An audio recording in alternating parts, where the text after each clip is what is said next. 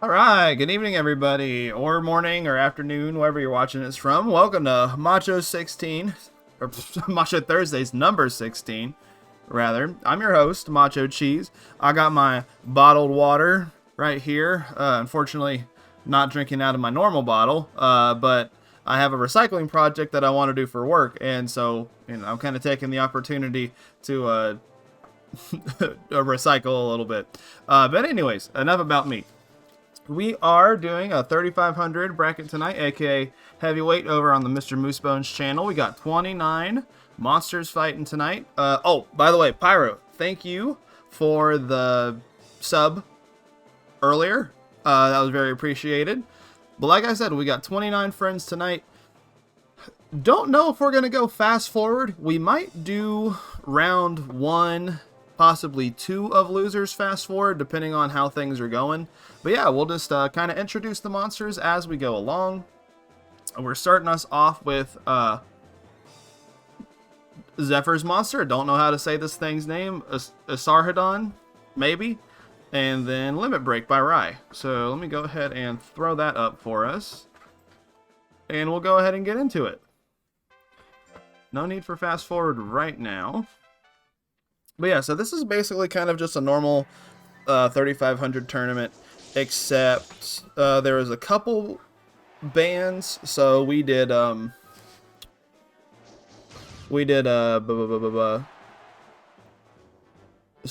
the normal Naga stuff. Joker with a 13 guts rate or faster has to have an intelligence tech, and then water gun and water cannon on Undine was banned. Other than that, things are pretty much normal. Alright, so game one's going to limit break. This guy has a reference to Nash's Naga. I'm guessing it's the same sort of history or mythology reference. I can't remember what Ashurbanipal is off the top of my head. But Goofy Boots, Mesopotamia. Okay, cool. But Goofy Boots, hello. First time there in the chat. Oh, we do see the kill there from Limit Break side of things, but Naga Boy gets back up with the grit. Hey, Zaph. Just started. Oh, Flash Slash misses into the thwack. Looks like we're going to a game 3. No grit on Limit Break side. So yeah, game 3 is imminent.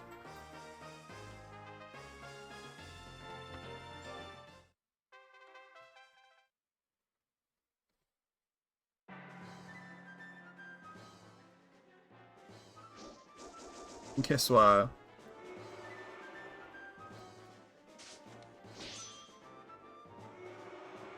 How to pronounce whatever this is correctly. Julian's pronunciation guide, where we look at how to pronounce better some of the most mispronounced words in the world. Okay, brother, stop.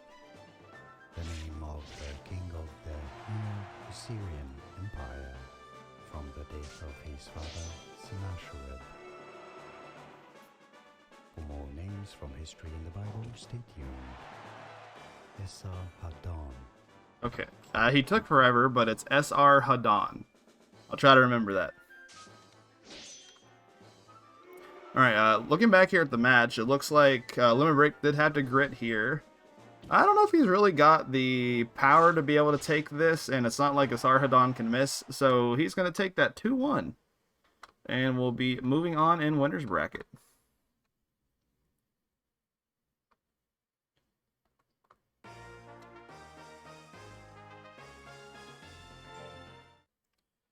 Alright, so coming up next, we've got Dr. Thermidor.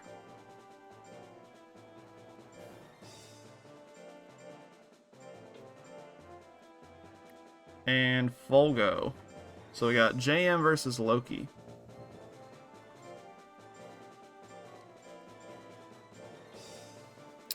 Thermidor has been around for, a minute.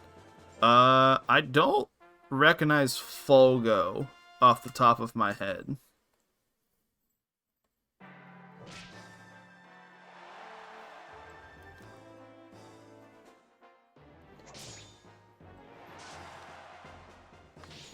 Oh, a couple first-time chatters in the chat. Hey, everybody.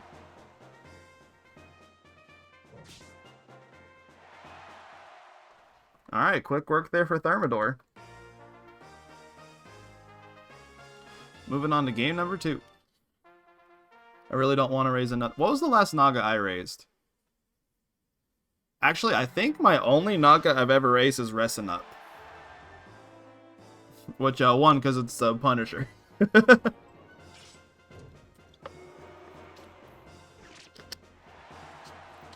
Alright, the real long punch gonna take that. Quick 2-0 there. So far, the Hound Knights not doing too great tonight. Quick 2-0 there for Dr. Thermidor. So, next up we got Mr. Cheeseman. No relation here. Oh, that's Mrs. Cheeseman, my bad.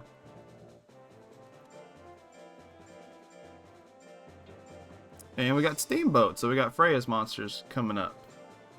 Alright, so Cheeseman here, and then we got Steamboat. Now, let's see, I think Steamboat is what? A mono? Yeah. So we got Steamboat here, so we got Mr. Cheeseman, so we got a tank Golem Suezo versus Steamboat. Just speed, power, mono. Guessing it's cocooned?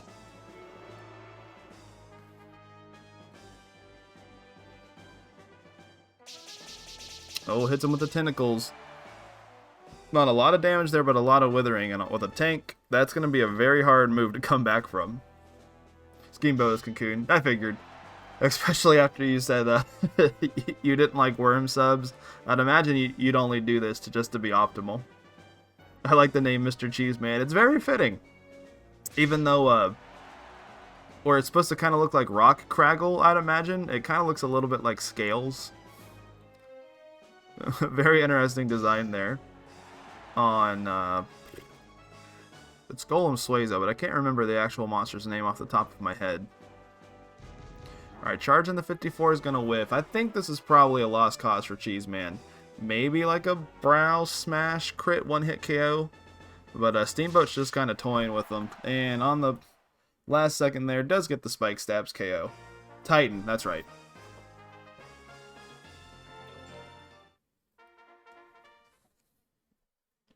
Alright, so 1-0 for Steamboat so far.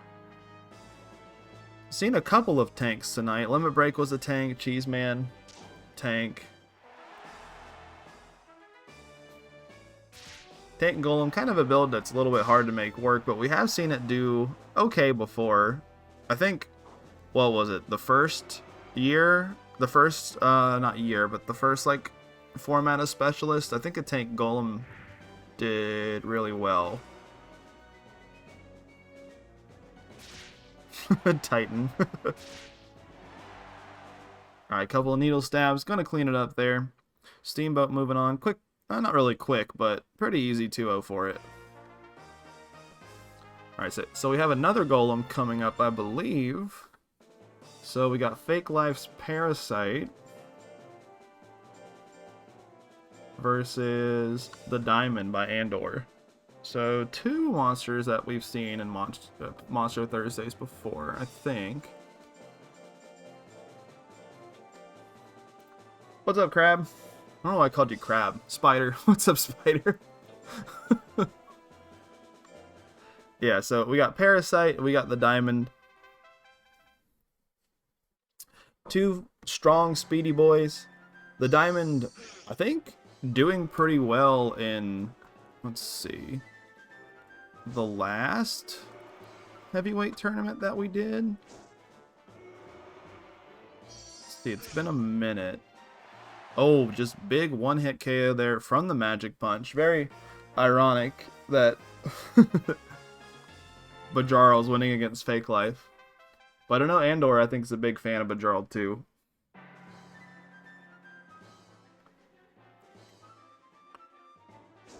Alright, that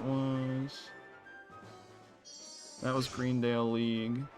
Now just a couple of Magic Punch crit KOs. Quick 2-0 for the Diamond. These sets are going by very fast tonight. I don't even know if we'll have to use fast forward at all. Alright, so next up, we got a new monster.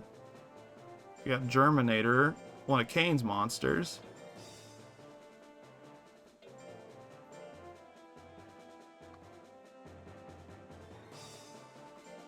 And, oh, no. Is Germinator new? Am I making that up? And then we got Sweet Summer Child, which has been around for a good while.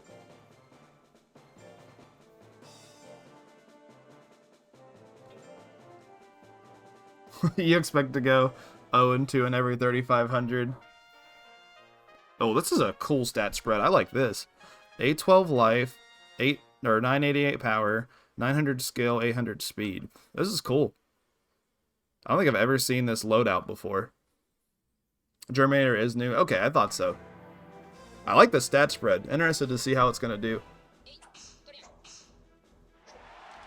Alright, 248 minus 11 there on the weapon combo.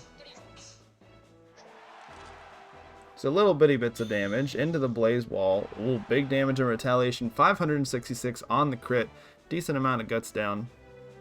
Oh, into the second one. Does dodge that. Alright, Germinator's in a pretty good spot here. As long as it doesn't get stuck on fucking weapon throw, we should be okay. Alright, kick at the 61. Oh, on the crit. Wow, that did a lot more than I thought it was going to, but we do see the grit from Sweet Summer Child. There are a... Oh, Whirlwind. Yeah, no grit from Germinator's side. Yeah, there are a couple of Happy Mask spawns that do spawn with grit, which is pretty cool, because I really like it as a design.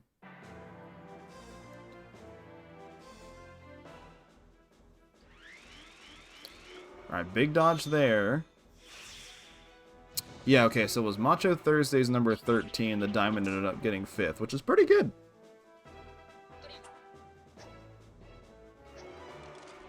Alright, Twister Kick missing here. Nobody landing anything. That straight wouldn't have really mattered. Would have put Sweet Summer Child in the lead, but, you know, for how long, really? Alright, couple weapons here. Doing a little bit of chip damage.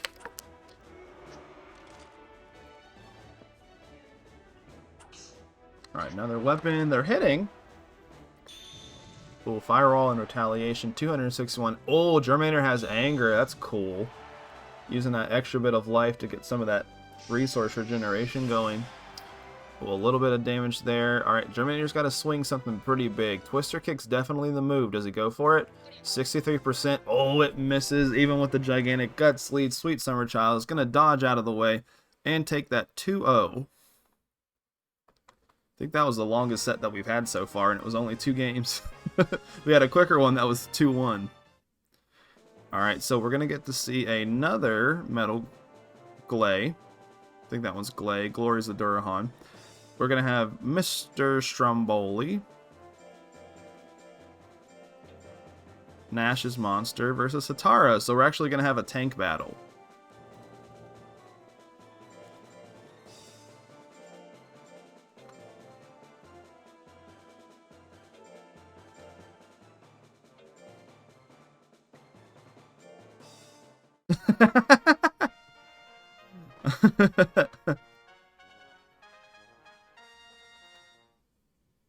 Yeah, a lot of tanks tonight. This is like what our 3rd and 4th tank that we've seen. Okay, well at least he's using the Spin Slash, which does a modest 173 damage. Maybe slight damage discrepancy between the two.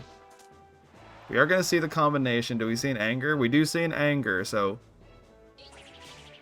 you know, Rackies do what Rackies do. Alright, Punch. Gonna do a decent amount of damage. Does Anger. Hatara, compared to Stromboli, does have power, so the Withering in this matchup is actually going to matter a decent amount. Alright, pretty even here on life. Stromboli just kind of chilling there on weapon throw. Oh, 416 on the crit. We do see a grit, though. There was no Withering there, so Stromboli's got a decent amount of guts, but he is deciding to go for the weapon throw. It's probably game 1 for Hatara. Oh, we do see the spin kick, though. Not enough. Yeah, it's going to be game 1 for the Tiger. He's just standing there, and at the very last second decides to be a dickhead and take out Stromboli. So, game 1 goes to the Tiger. Dude, this is why I don't... I think this is why I don't believe in Raki as much as other people do. I don't know what it is. They just weapon throw at the worst times. Like, I know the character's ceiling is super good, but like, they just tend to get like super duper unlucky for whatever reason.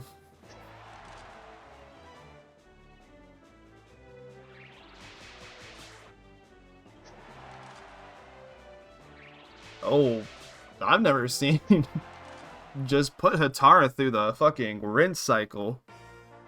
Stromboli washing machining his way into a game 3.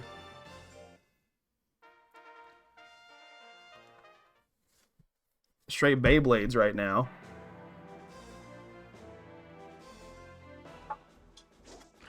Alright, Bite going to be doing a little bit of damage here. Punch is going to be doing a little bit more. You know, Levin Withering to keep Atara a little bit humble. Go get off that weapon throw, young man.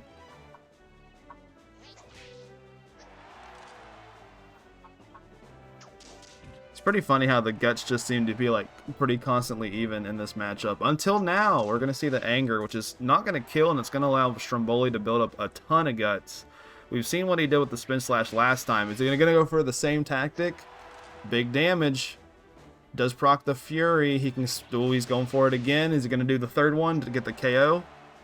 Oh, he does, dude. Straight Beyblade. Stromboli is going to take that 2-1. Very funny that he did that 2 games in a row. Never seen that shit before. Alright, that actually ended up being a pretty cool set. That was fun. Alright, so next up we got Rise and Grind.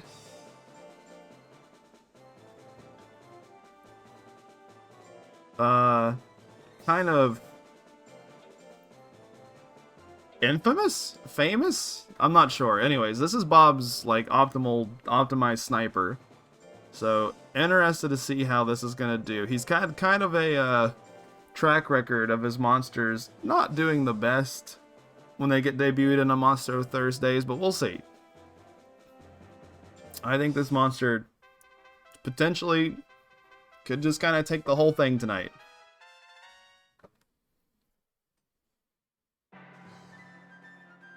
Bob kind of sucks as that is not what I said.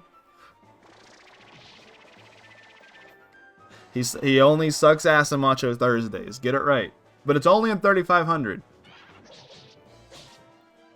And welterweight teams, I think he's undefeated.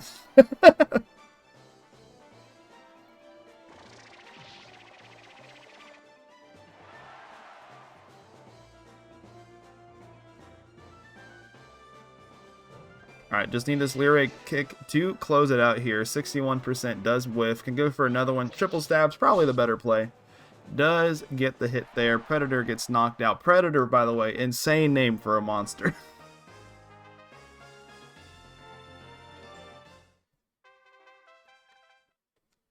You are the 2-time defending welterweight champion. Well, welterweight teams champion. Dude, welterweight teams is so much fucking fun.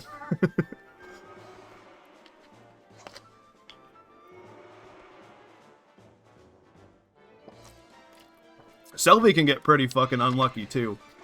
I no cause of my own, by the way. You know, I wouldn't have any factor in that at all. Name the gel predator, and it doesn't even have the chop. That's good. All right, no grit from Rise and Grind this time, so we are gonna bring it to a game number 3.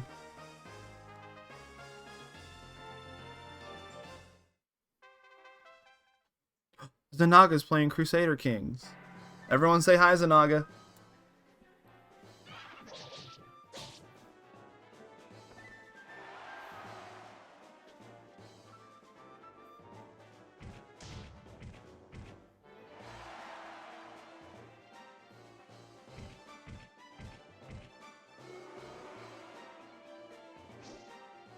Alright, so grind. Oh, do we see a grit here? No grit. So, we were talking him up.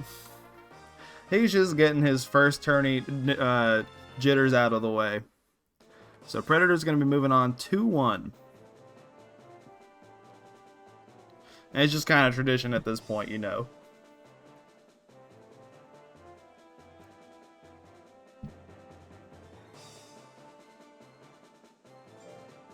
Alright, next up we have Cragliacci, which is Project... Oh, Craggle... Oh.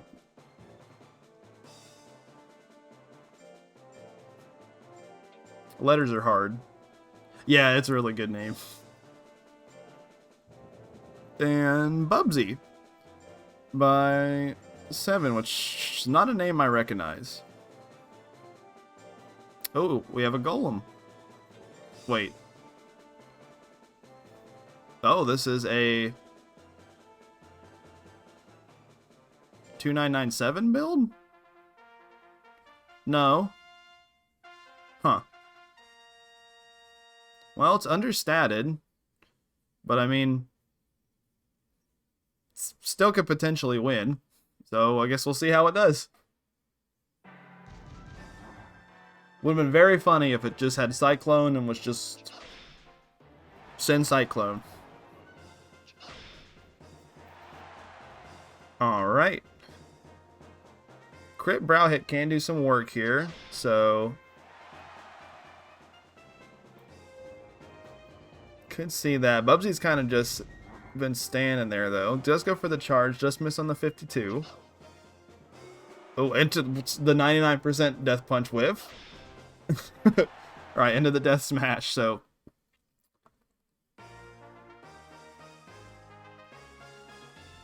game 1 there for Cragliacci.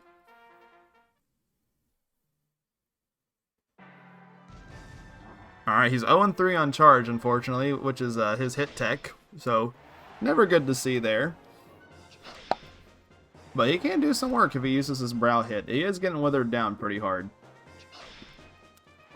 This is going to be nice data kind of to see how Cragliacci does, considering the fact that, you know, he's a very slow guts rate golem.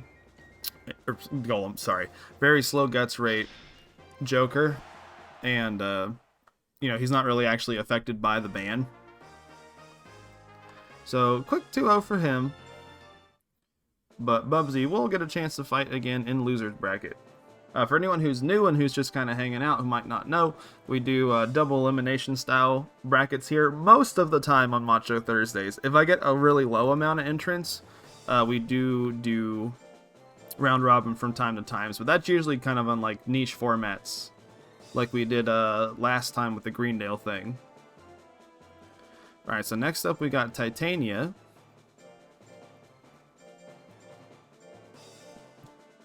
And Duff Cat. Oh, everyone say hi, Zanaga. Alright, so this is... oh, Goofy Boots. Alright, here you go. Alright, I think another new name for Macho Thursdays, which is cool to see. We're seeing a lot of new friends. And we got Freeman's monster, Duff Cat. So, gosh, when's the last time Freeman's been on a Thursdays? It's been a good minute. Oh, cool. So we got a Zoom Pixie and a Crescent. I actually really like Crescent as a monster. I kind of like the Kato design with like just the horn and then like the bloody claws. I think it's got a little bit of a charm to it. I like him. And it looks like Duff Cat is going with the crossover text build, which is cool. So for anyone who is unaware, Crescent has a spawn that has all of the intelligence. Well, I think Kato's only crossover techs are intelligence, but it's got Lick, Licking, and Bolt.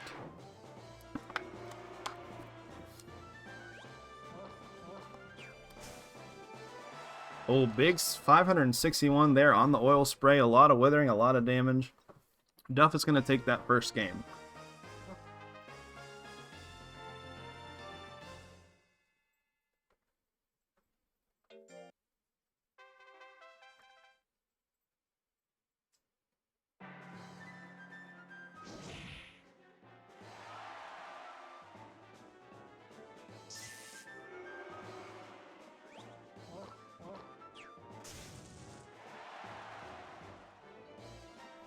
Sorry, I'm back. I had to clear my throat. Something fierce.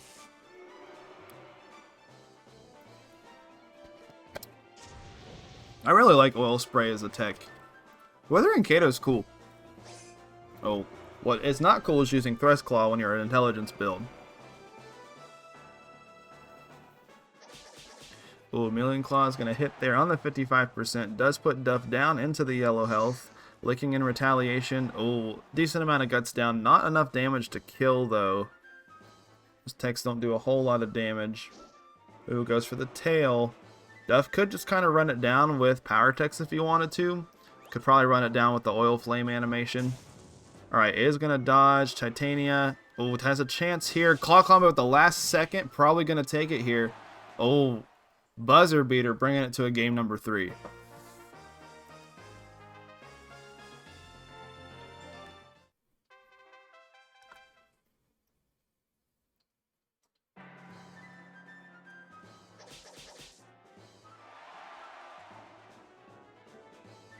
Yeah, Freya. There's been kind of like an upticks of zooms just doing well, right? I think from what we've seen of Dry Skin and oh, what's that boy's name? Gosh, he's on my freaking team. I should know this. Spider Crab Zoom.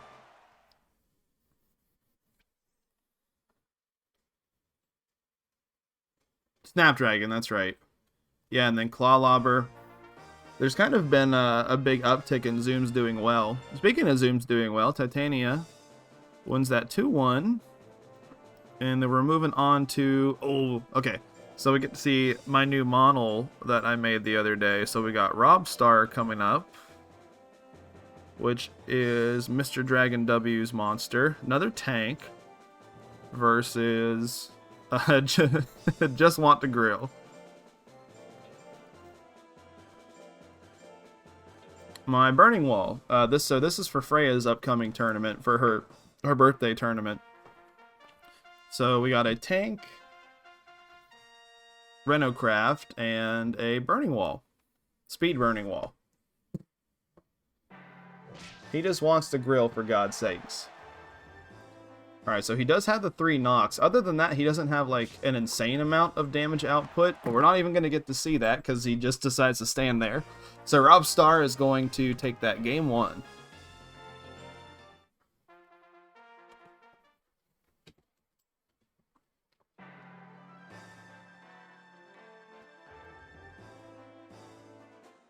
Alright, Somersault Whips on the 46. Just Want to Grill does have a decent amount of guts. Decide to just kind of chill, though. Build up those guts. Needle Stab's going to be doing a decent amount of damage, decent amount of withering here. You can just kind of spam them over and over.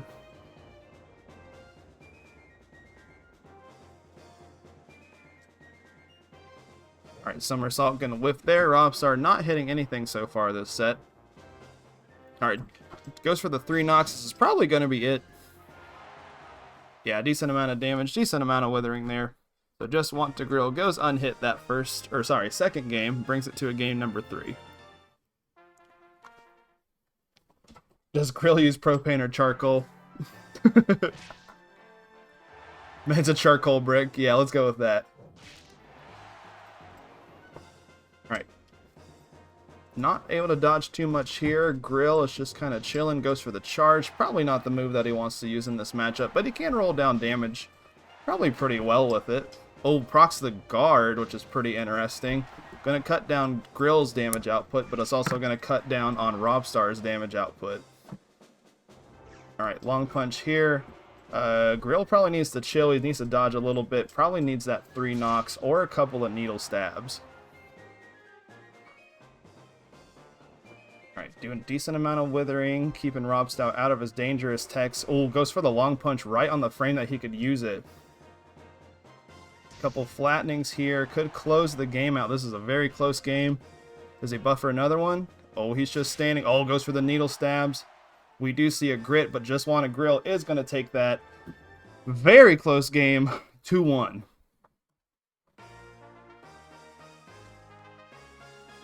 That, like, frame perfect long punch there was very scary.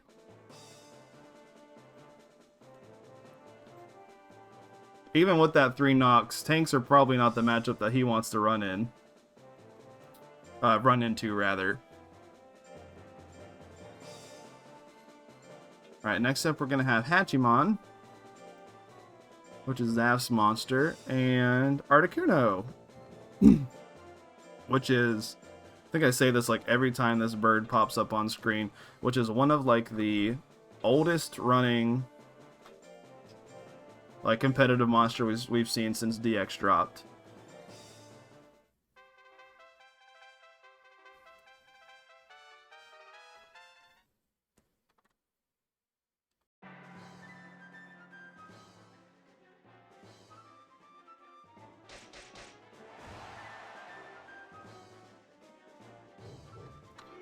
Alright, so Articuno's kind of been known to have a build that doesn't have a ton of skill. However, that's not really going to hurt too much in this matchup. Ooh, Flame Cannon going to wither all those guts away. Not going to do any damage, though. We're going to go for it again. Ooh, procs the Anger, though, so... not really the most useful Flame Cannon there. It is the big chicken. Every game needs a big chicken. Is Hachimon the special spawn? I think so. I think pretty much like 99% of the time if you see one Dar, it's going to be the special spawn. Alright, Talon's there. Into the Beak 1-2 combo. Gonna put Articuno V2 in the lead here at the last second. Gonna get that knockout there. Alright, he kind of toyed around with him for a little bit, but Articuno is gonna do Articuno things. Takes that match number 1. Oh! Speaking of Articuno, I don't know how many of you guys follow VGC, but did you guys see that Articuno won a regional this past weekend? Build was nuts. So it was Choice Specs, Blizzard, Freeze Dry, Sheer Cold, and one other move that they probably just didn't press. Yeah, for the first time ever, like, Articuno had a good competitive result. Or like, so it's had a couple of good competitive results since it got put in Scarlet and Violet, but like this was like its first like major competitive win. Not the so at Pyro, I'll be honest, Articuno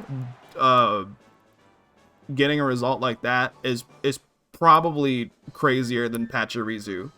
Like that's how shit Articuno has been competitively for most of its like competitive career.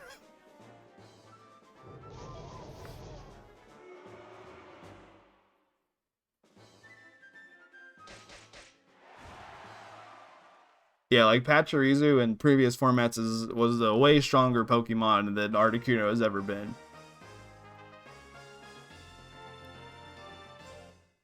Which is really funny to say, but...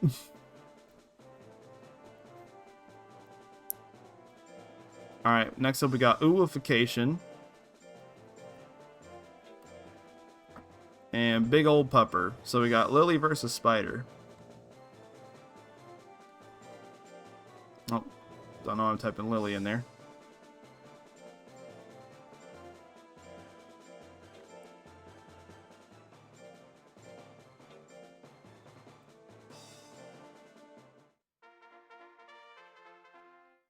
Alright, so two pretty fun monsters here. We do start in diving press range, but we're going to see the trample right off the bat, and we're going to see that whiff.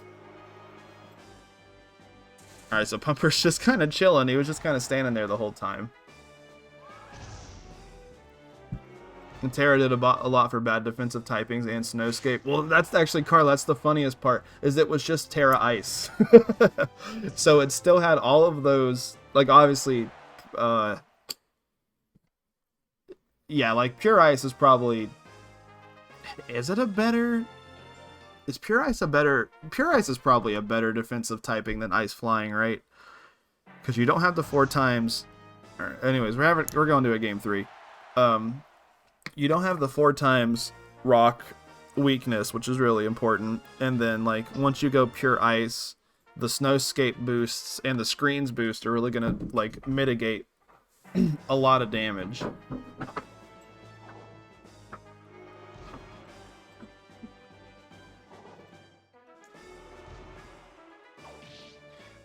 So yeah, so essentially what it was a Blizzard spam team. that also had an out to... There's a lot of lockdown situations in VGC, so for example, like, that was a very quick 2-1. There's a lot of lockdown situations in VGC that's been kind of popping up, like Registeel has been popping up a lot lately. With Terra and Body Press and Heavy Slam, it kind of like walls out a good portion of the format.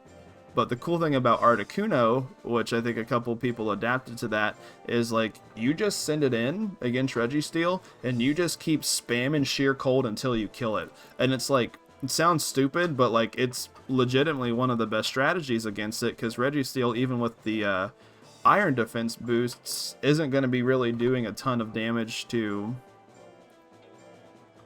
Articuno through Snowscape and screens.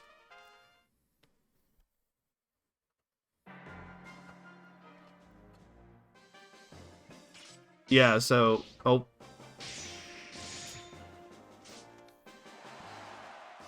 Yeah, like Registeel has been popping up. Not as much, but Como was an Iron Defense Body Press mod for a good while. And then the cool thing about Como is you had Overcoat, so you were immune to things like Spore, you were immune to things like sand.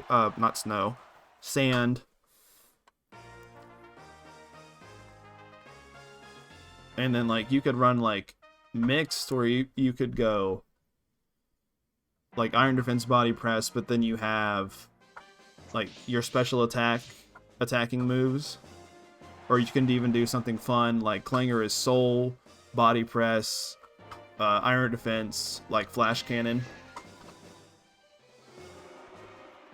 And that actually won a regional too.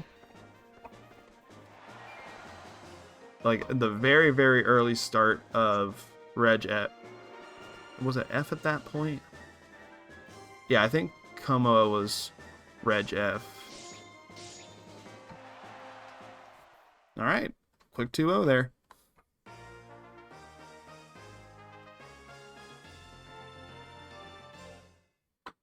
Alright, so moving on to winners round 2 here. We're going to see a couple of monsters that we haven't seen yet. I think just 3. I think it's Serpio,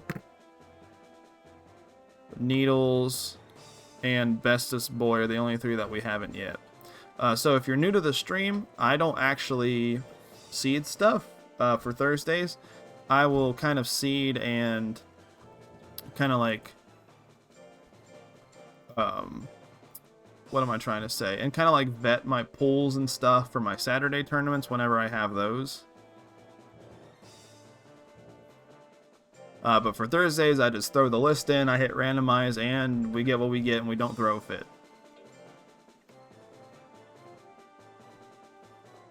I think it missed one Flash Slash, but obviously it didn't end up mattering. Alright, so we're going to have some Naga on Naga violence here. Speaking of that, Turn Assault right out the gate. Do see a Grit though, so he can kind of just come back and do that. Alright, we do see a Power, probably the most useless power you can have in a situation like this. Alright, goes for the Pierce here. That's going to be it. So Serpio is going to take game number 1.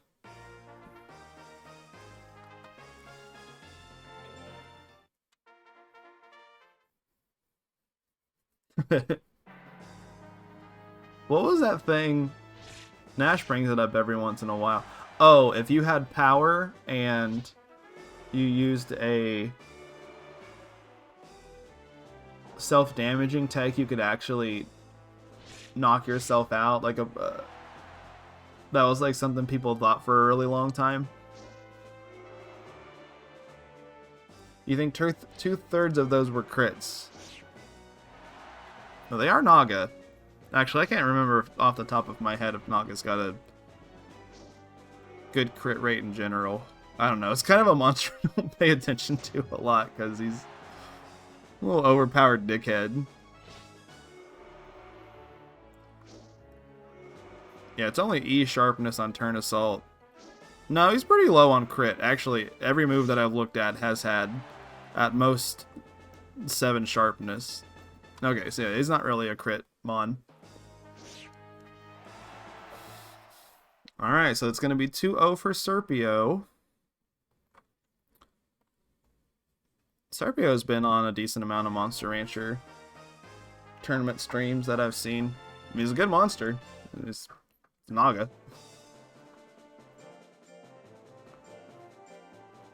Alright, next up we got Dr. T, Dr. Thermidor himself, and Steamboat.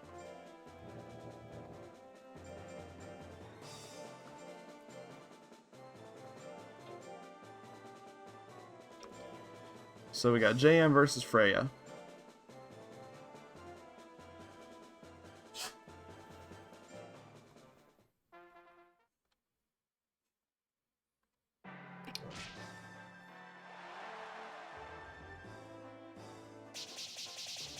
Lifesteal has like no sharpness.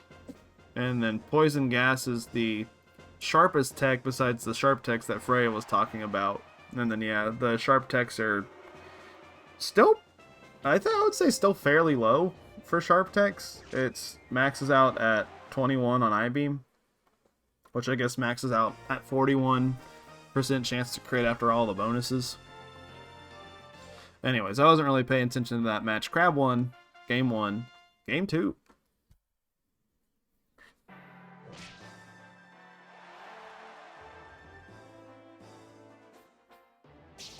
We do see the tentacles here. That's going to wipe out all of Thermidor's guts, so Steamboat is going to get the next chance to attack.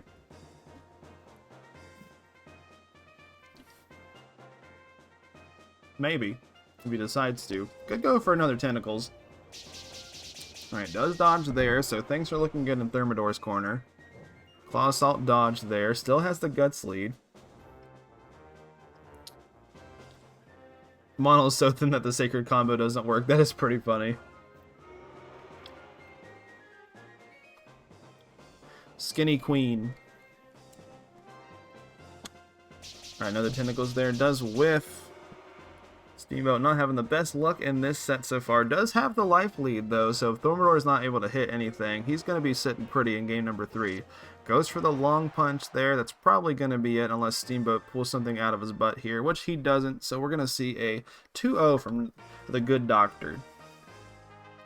That's a different monster from Dr. Thermidor. Alright, so next up we got the Diamond versus Sweet Summer Child.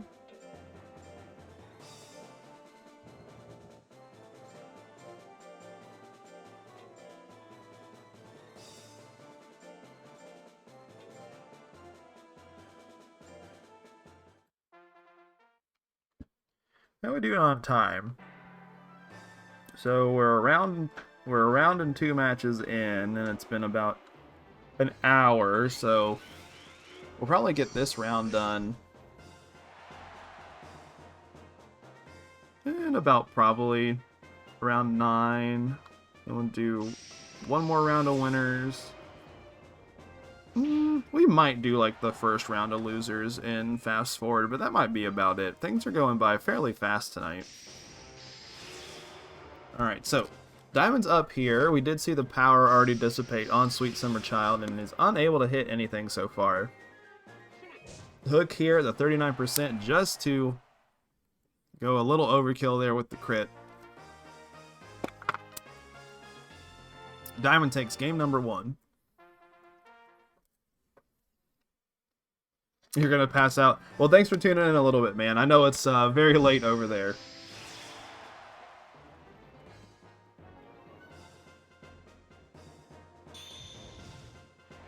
Ooh, Blazewall are going to be putting on a decent amount of damage. Diamond does have a good guts lead there. Does miss the right jab.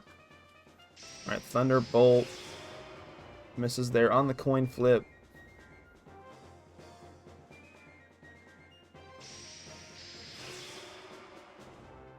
Alright, Diamond's got a huge guts lead here. That hook probably would have been it. Could just send another one. Does send another one. Does hit. Does knock out. Diamond's going to take that 2-0.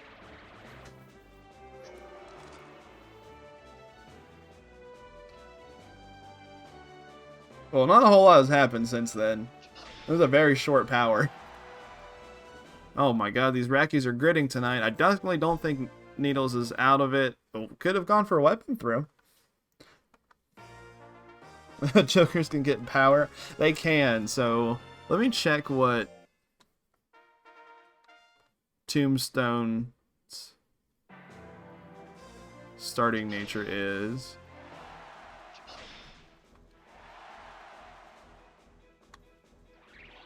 Yeah, so it's actually only -10, so you can get it all the way up to 90. It's actually a pretty good chance to proc power too. Golems are good-natured fellows. Is Blue Nature or Blue Terror really positive? That's cool. Oh yeah, he's 30. Damn. I actually didn't know that. You learn something new every day. Oh, we see a reel. They did a lot of withering for a basic. Alright, Needles can potentially do okay here if he runs this reel out. Twister Kick would definitely be able to do something to it. Spin slash... Fuck! Oh my god, dude. Fuck Rackies. What is their fucking problem?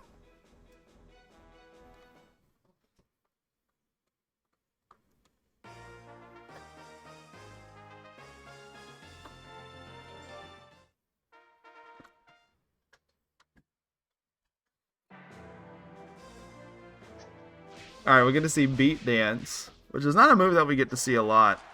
Decent amount of damage on the crit, decent amount of withering. Not enough to put Cragliacci into power, so pretty good play there from Needles. He's going to have to do... he's going to have to tank these onslaughts of basics. Maybe.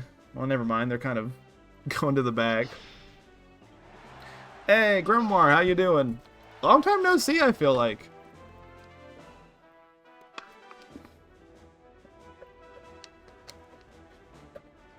Alright, Spin Slash. Not the move that you want to end things with. Luckily, it doesn't cost a ton. Only 28. Work's been hectic today. I actually had a really nice day at work, which is cool. This week's been very chill. I've had basically 2 days off this week, and then my classes were fun today, so I had a nice day. Kind of unceremoniously, Cragliacci is going to just punch his way to victory there. So 2-1 and what I would call a very goofy set. Alright, next up we got Titania.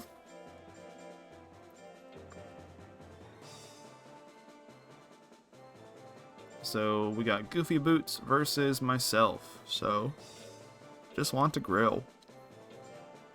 Alright, he won his first ever competitive set by the skin of his...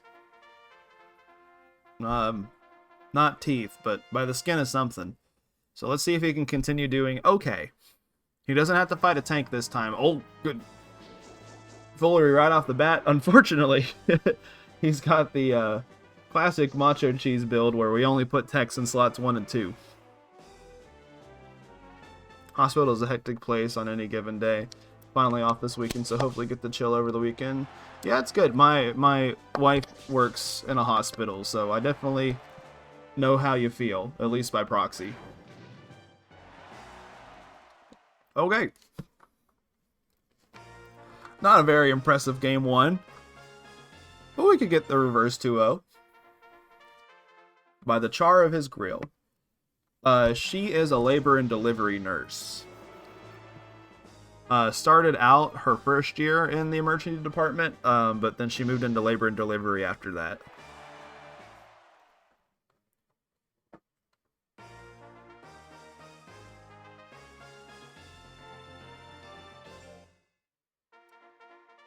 She works in a really big hospital, like the biggest hospital in the area, on their labor and delivery floor. Yeah, so this build, I'd say kind of, if he actually uses the 3 knocks, he's got a hit. If he doesn't, it's probably pretty doomed for him. This power is scary, though. I don't know if this is going to one-hit kill. It's going to one-hit kill. Alright, so 2-1 to Titania. No grit on my boy, unfortunately, but them's the breaks when we use special breeds like that.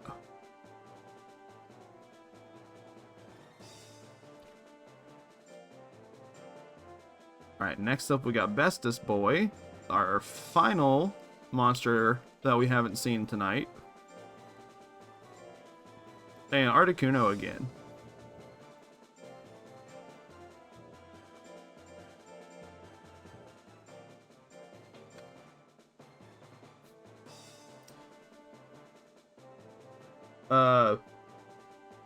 The 3 Snox is to suffice to cover up no spike stab, right?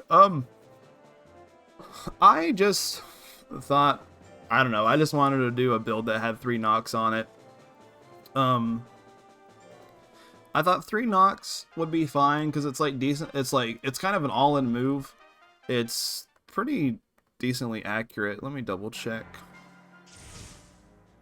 Yeah, so it's plus 15 hit, 42 force, a lot of withering, and then just a tiny bit of sharpness. So I thought just kind of building a build around that would be fun. It, you know, in theory, if he's got those back 2 slots, he's most likely going to have a Guts lead.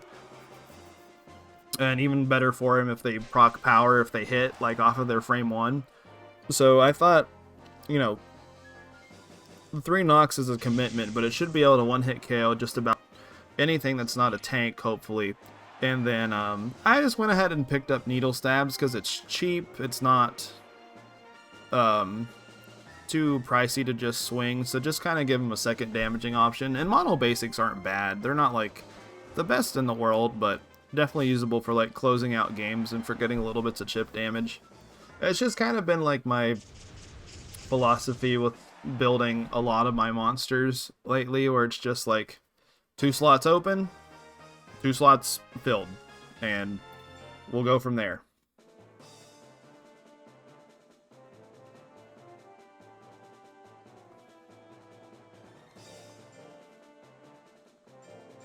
I've been much more. I've been more and more conservative. I feel like the longer that I've played the game.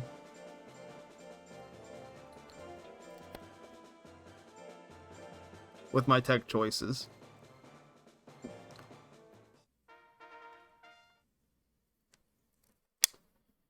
I think I'm all caught up on everything that I have to raise stuff for, but I think I want to make a new something for Uwu.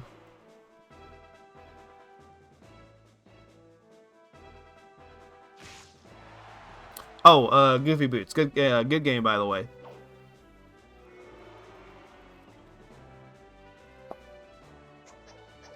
It's so like my mindset is just like I want to minimize or I want to maximize the chance of my build using the tech that I want it to use. And it's just like if I load my monster up with like a bajillion techs, like, you know, it might have a more like toolboxy kit, but it's AI where it doesn't know that it's got a toolbox kit.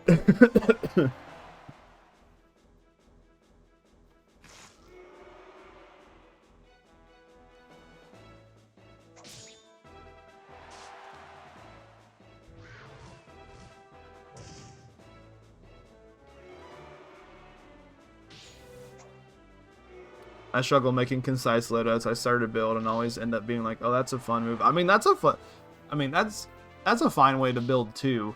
I mean, I think if you're going for like something where you're just like, I want this to win, you definitely use like a more thinned out moveset. Is this 1-1 or 2-0 for the Durahan?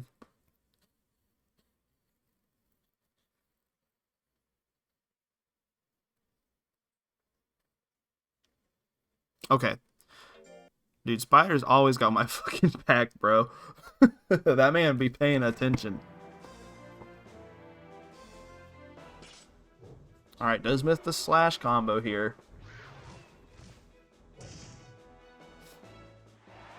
Oh my god, doesn't even look at him after squishing him.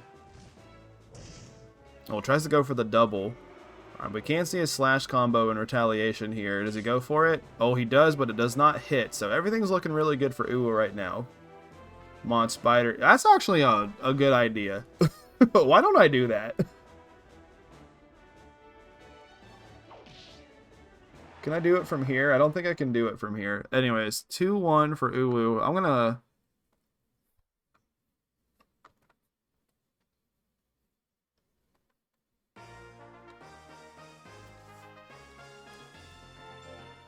throw up the next match here, and then I'm gonna...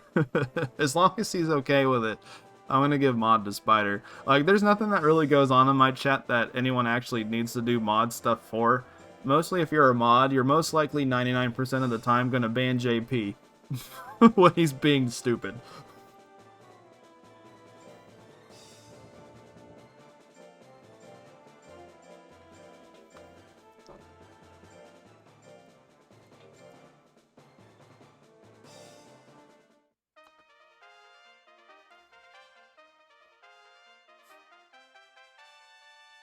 You'll keep that in mind. I appreciate it. Okay, how the heck do I... Alright, roles manager. Dude, Serpio, let me fucking do my modding BS. Calm down.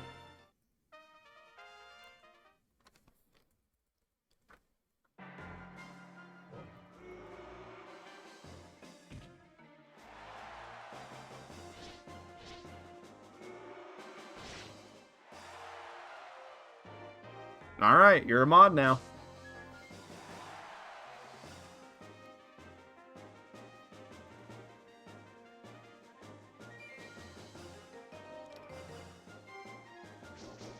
Alright, that's probably a 2-0 for Serpio. Yep, no grit.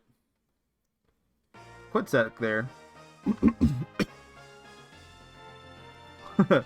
It's like, you ever see people who, like, take crabs and they give them, like, a knife or something?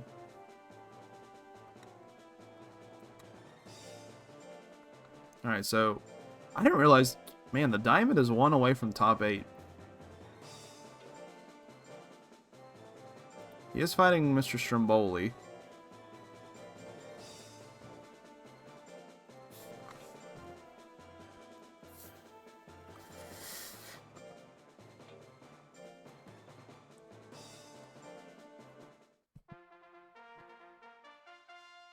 I like crabs. They're cool animals. I got a pet crab for my fish tank. And I don't know where he went. I know that sounds awful, but he just kind of stopped showing up one day.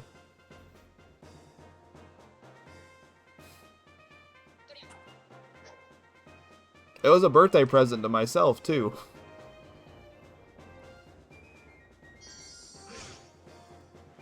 Alright, magic punch here, no crit, so Stromboli's got a big guts lead here. Go into the straight, not enough. Okay, so Stromboli's got a ginormous guts lead, does have the anger, goes for the fucking weapon throw.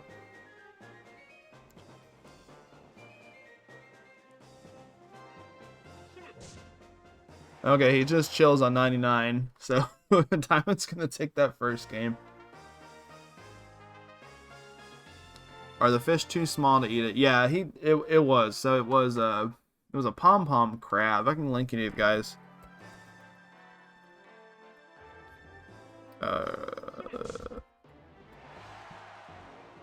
Yeah, it was one of these guys. I've heard that, so like I've never had a crab before, so I did like a lot of research before I got them. And I have heard that people have got them and then they disappear and then they'll see them like a year later. And that might just be the situation. He's very cute though. His claws look like they have little pom-poms on them. Alright, grit comeback there for Diamond. So he's going to take that 2-0. Alright, so Diamond makes top 8. Another top 8 for it on the Macho Thursday stream. And So next up we got Kragliachi and Titania.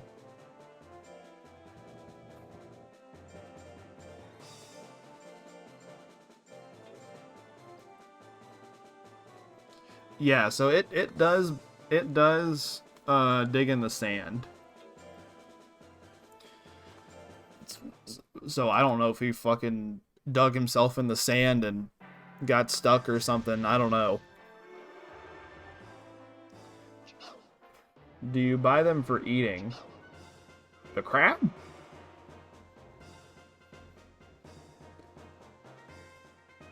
My cousin had a pet shrimp that disappeared, but turned... Okay, so my wife noticed... she's so sweet. She, like, keeps up with my fish really well. She just likes to watch them. But she noticed one of the days that one of my fish were missing, and she just had the idea to check the filter, and it was swimming around in there. And, I legitimately have no clue how it got up there, because the little slits for my filter are not big. Like, the fish was definitely bigger, and my only thought is that it jumped up from, like, the hole in the top of the hole in the lid of the tank into the filtration system, but it pulled like a Finding Nemo.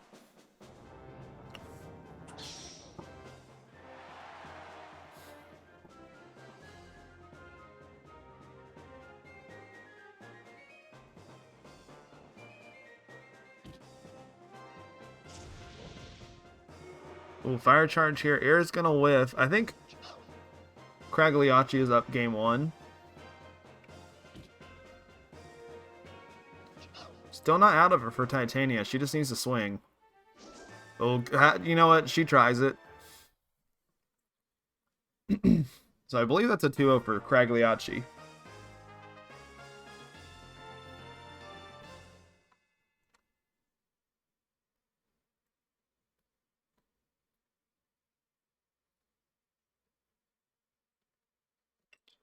Thank you, Goofy Boots.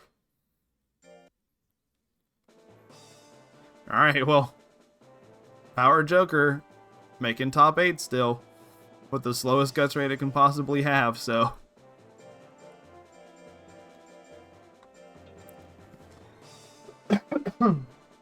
Oh, excuse me. Alright, so now we're going to have Bestest Boy and Ooification.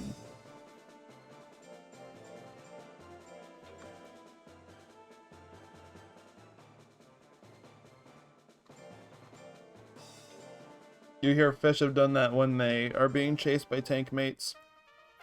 Oh, hey, Potato. I didn't even know you were here. I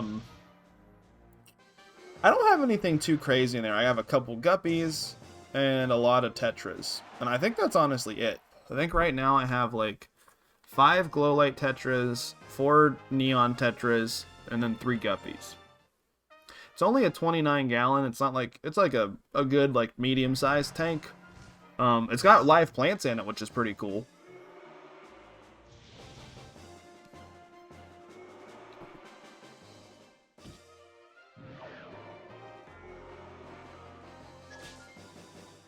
Yeah, I'm doing well, dude.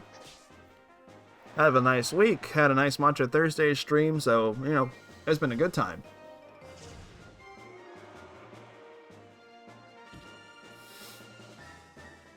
Betas are your fave small fish. I had...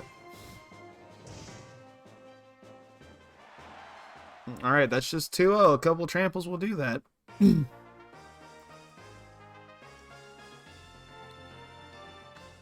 Let's see. Okay.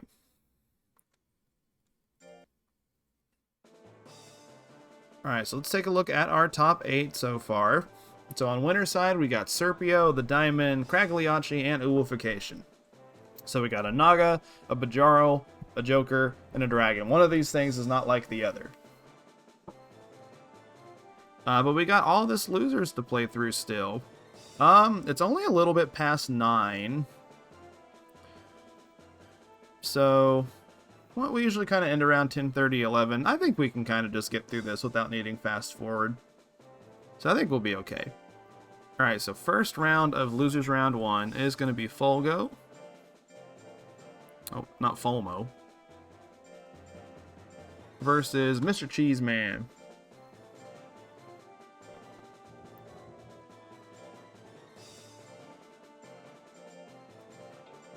So what did I start out with? I started out with a Garami, who I'm not sure what happened with him. He lived so long, and all of a sudden he just stopped eating, and he just kind of chilled at the bottom of the tank, and then one day I found him dead. That was Casey's fish. His name was Origami. So I was pretty bummed out when he died. The glow light tetras, they've been going strong for like about a year now. The neon tetras are kind of new. I've had them for a couple of months at this point, but they've oh my god, fucking brow hit on the E's? No way.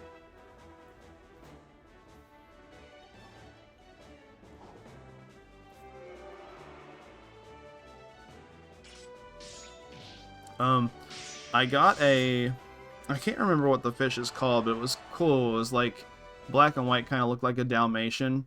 I got him, and poor guy got stuck under a rock and died the first night that I got him. So that was kind of unlucky. One of my fish one time jumped out of the tank and we found it. We accidentally stepped on it. So that didn't feel good. But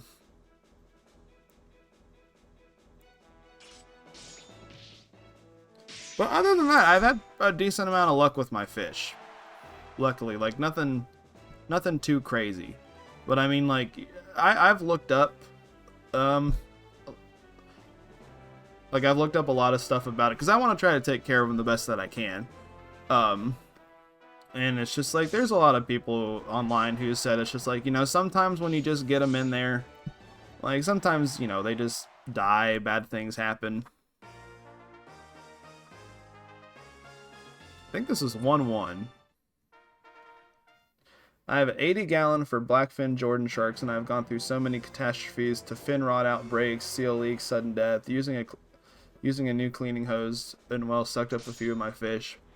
Yeah, it's just kind of one of those things. I'm probably actually going to clean the tank after the stream tonight, because you could use probably a water change and a cleaning, especially because I got some friends coming over this weekend and I want it to look pretty nice for them. Oh my gosh, crit slash combo, no matter if you're a tank or not, it's going to be hard to tank that. Folgo is going to take that 2-1 after a pretty catastrophic game for him, game 1.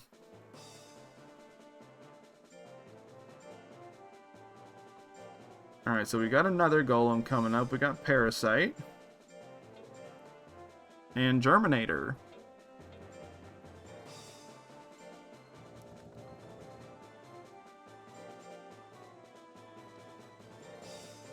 Oh my god, I just realized the pun. Took me a second.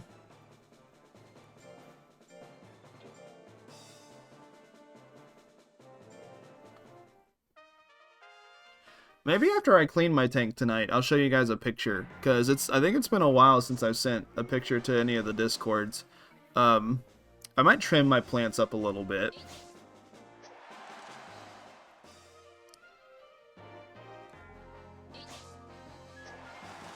But it's pretty crazy how much it's changed when I first got it. So I was like I got the tank, and I was like super serious about like getting my water levels and everything. Also, I probably had the tank for a good like 2-3 months without fish. It was just water and plants. And most of my plants I've had pretty good success with, but dude, they they grew a little bit when I didn't have the fish in there, but once I got the fish in there and they started pooping, those plants went nuts. Like, they grew so fast.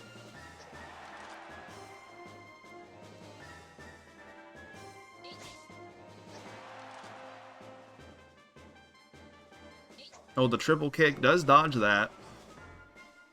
Goes for the punch. Oh, we're going to dodge that too. Alright, it's a 1-1 right now between these two. Oh, he did not need to do that. So that's going to be 2-1 for Parasite.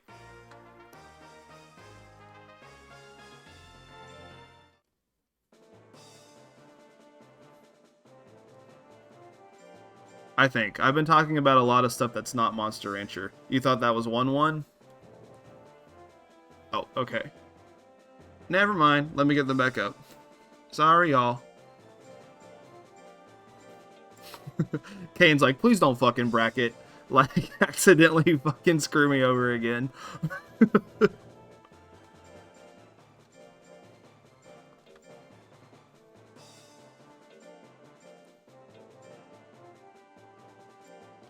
Alright, I'm getting hungry, so I'm gonna go and get a little snack. I'll be right back while this plays out, okay?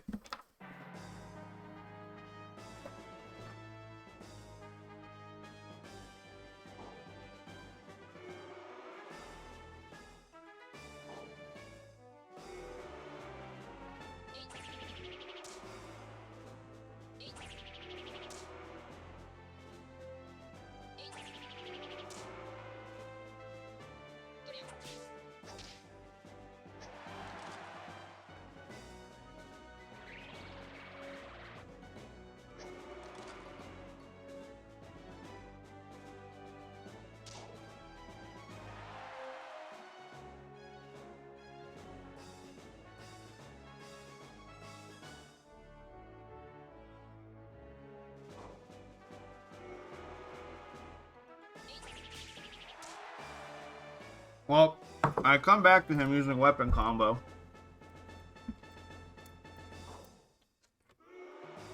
But I guess it doesn't matter. So German's going to take that 2-1. But speaking of ocean critters, I got shrimp fries. Got a little bowl of them. So you might hear me munching. You know, that bugs you, I apologize.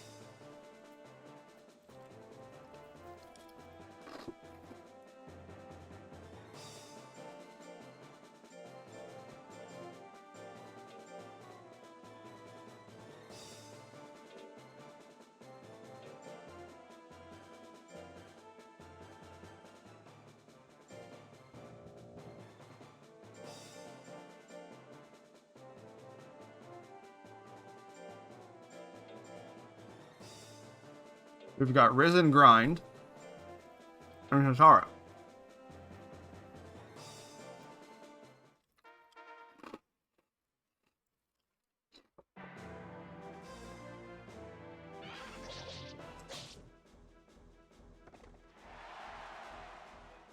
Yeah, so shrimp fries are pretty yummy.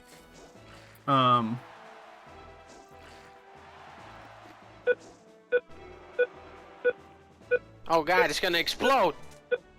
Get me out of here! This is not the flavor that I'm eating, but this is the brand that I'm eating.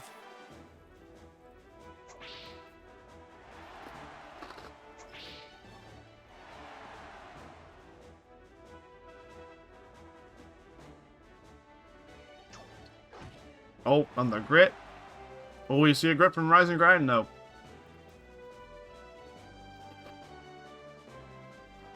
Anything that grind will swing will kill here. Oh, just decides not to do anything, and Hatara is going to get that on the grit comeback.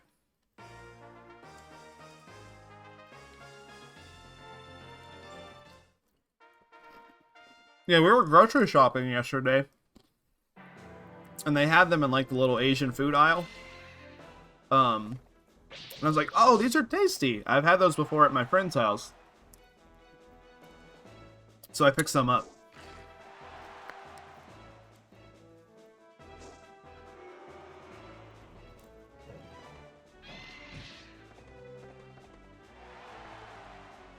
Yeah, my friend, who I play Digimon with locally, he gets one of those like Japanese, like imported Japanese like monthly boxes type thing, and they had shrimp fries in them one time, and he kind of like cracked the bag open while we're all playing Digimon over at his house, and I was like, damn, these are good.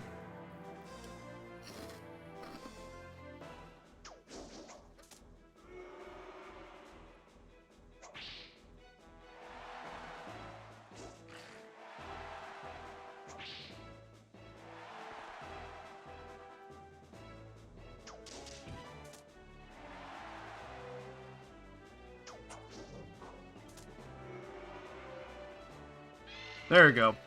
This should probably do it, I think. Alright, no grit this time. So we are going to see a 2-1 there for Rise and Grind. Alright, Bob, your boy stays in the tournament.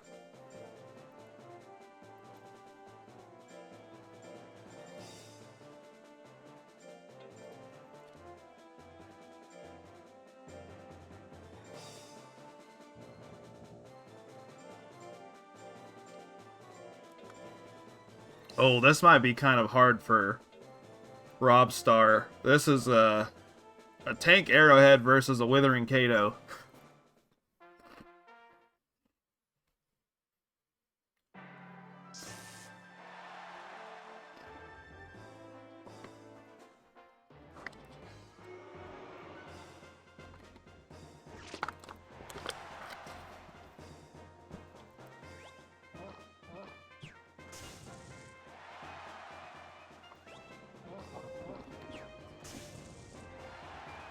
Big crit there. Okay, Duffcat gonna take that game 1.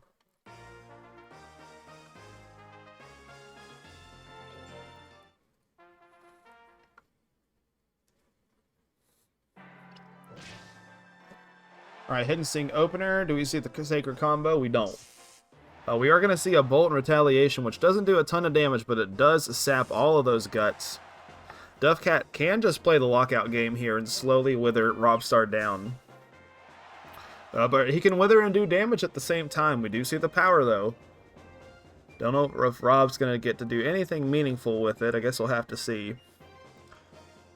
So Duffcat goes ahead and goes for the Oil Fire. Robstar just kind of just kind of standing still. Pretty quick 2 over there for the cat. That's a really bad matchup to roll into for the crab. And next up we got Big Old Pupper.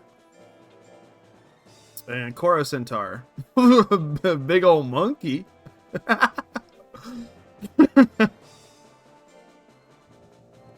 What a good name. Why is monkey such a funny word? Monkey.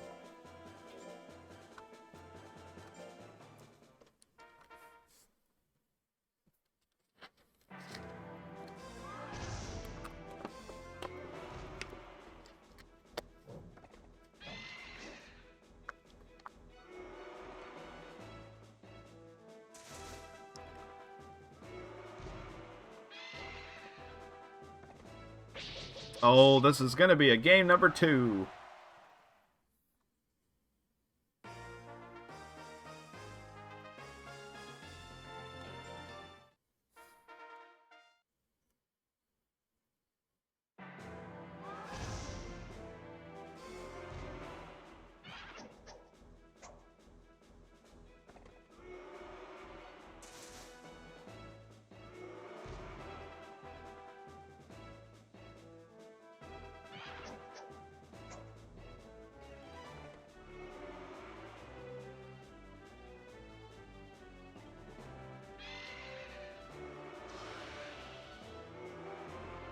Sorry, I was reading some messages. We're still on game number 2, right?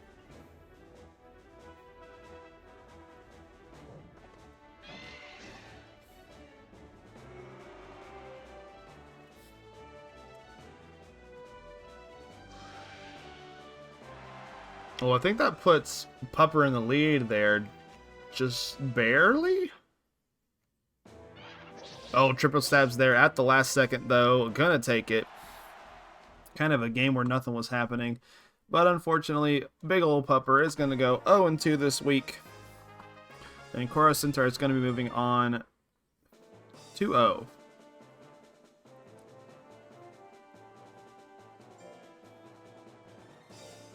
All right, next up we got Articuno versus Folgo.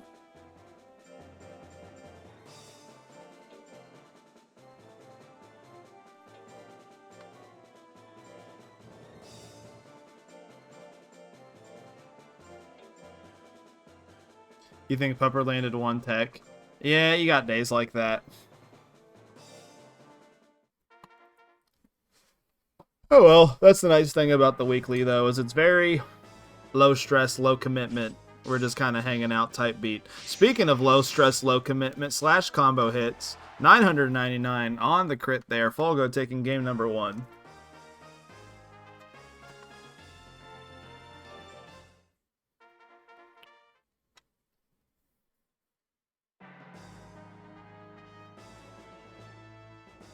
Alright, Cut and Sue to start this round off.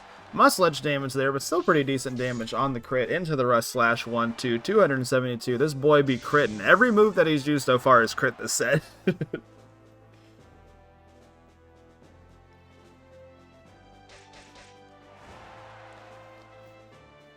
You want to make the Macho top 3? I guess that's understandable.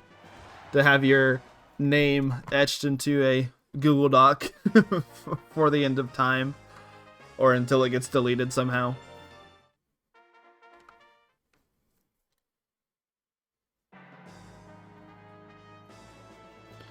Alright, pretty quick game 3 here. Alright, we do see the slash combo whiff there. Big guts lead here for Articuno into the beak. Can roll a couple of these down to win. Alright, go ahead and buffers the second one. Does dodge, though, giving Folgo a chance. Oh, but he just puts him back into Rapid Beaks territory. Rookie mistake, brother. Articuno is going to live on in loser's bracket 2-1. Alright, up next is going to be me versus Kane. So we got Just Want to Grill. Oh, hold on.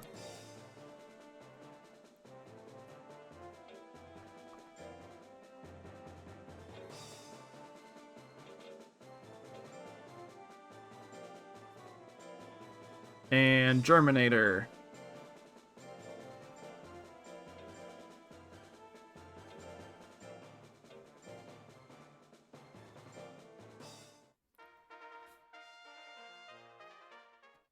Alright. Let's get it on. Alright, Needle Stabs does miss there. So big guts lead here for Germinator, but does go for the 32% spin slash. So not the best chance to hit there. There's a pretty big guts discrepancy in terms of gaining between the two. Spin kick going to do a decent amount of damage, a little bit of withering there. Alright, Just Want to Grill does go for a couple of charges. Does put him into the lead maybe, except for that spin kick's going to put Germa right back into the lead. Alright, kick here on the 56, that does hit. Both of these fighters have dealt with custody battles involving their children.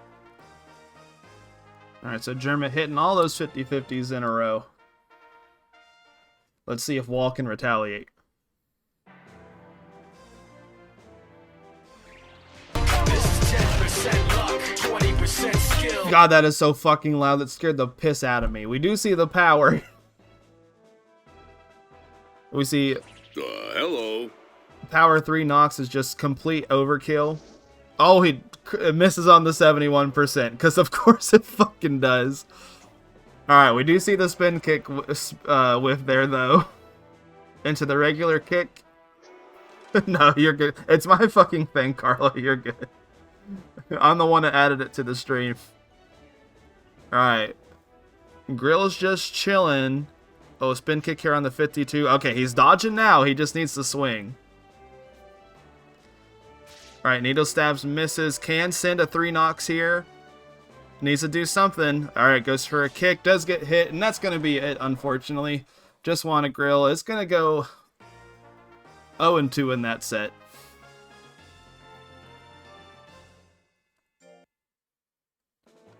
That was kind of a not great performance. 10% luck, 20% skill. That power 3 Nox not hitting at the 70% hurt.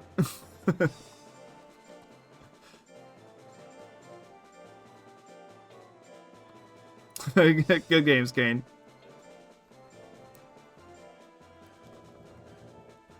Alright, so we've got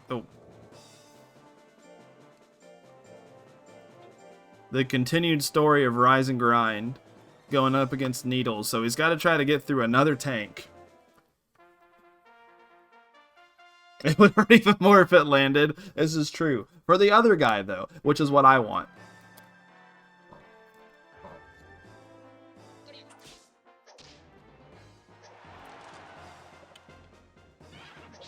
Are there a lot of Rackies tonight, or is it just the two? I feel like we've seen Racky a lot.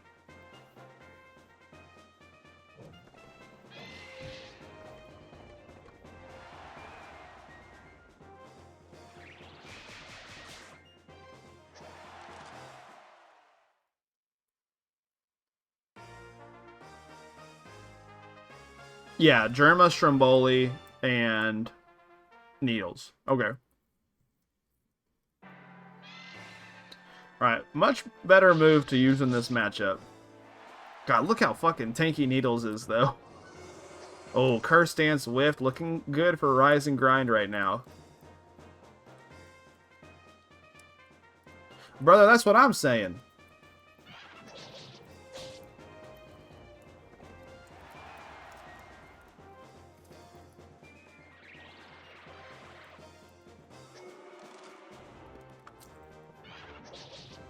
Alright, triple stabs here should KO? Well, it would've. We didn't get the grit. But things are looking pretty good for Rise and Grind right now. Does hit that, but I don't think that's going to kill. Yeah, Rise and Grind, all he needs to do is just swing something, and he can bring it to a game 3.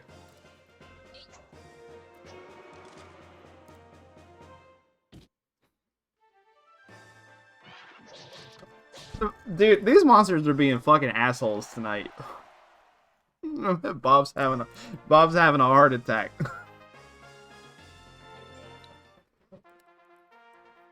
At that point, just let the timer run out.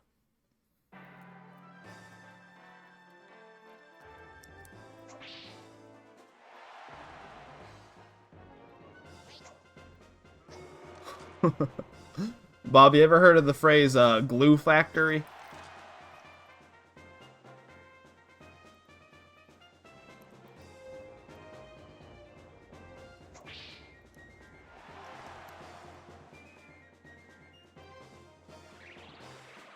Well, that might be where Rise and Grind is going after this night if he doesn't win the set.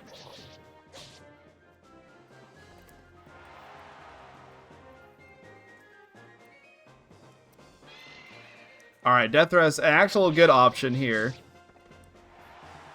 Alright, and no crit. So, despite everything, this horse continues on. Winning that set 2-1. That's how you know a monster is good, though, is that it can make that many dumbass decisions and still come out on top, like, constantly.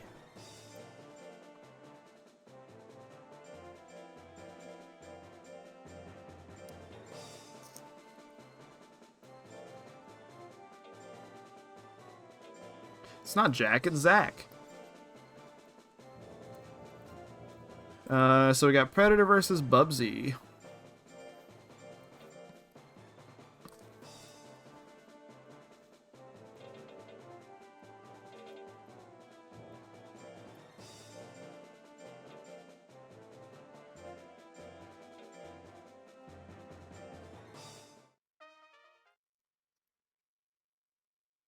Oh, did he get 3? No. I thought when Freya said another Raki, I thought it might have been Stromboli, and I was like, did he get 3 tank matchups in a row and losers?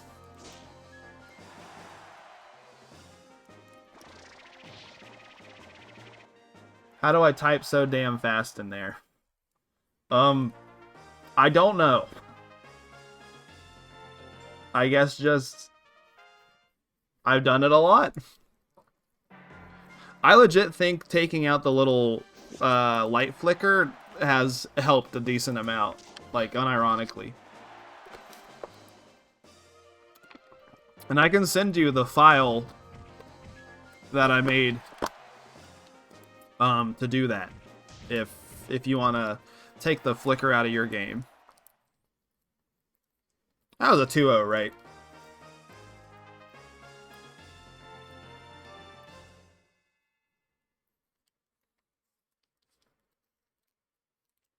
That went by so fast.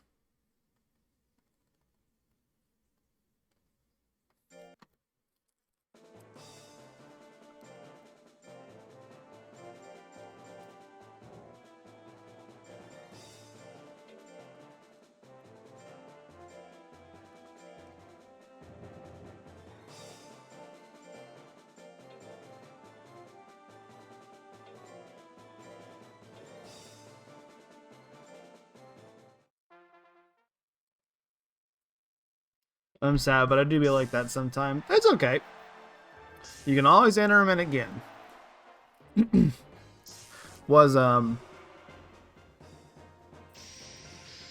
So I don't think I've seen you enter anything before. Was that your first time entering something?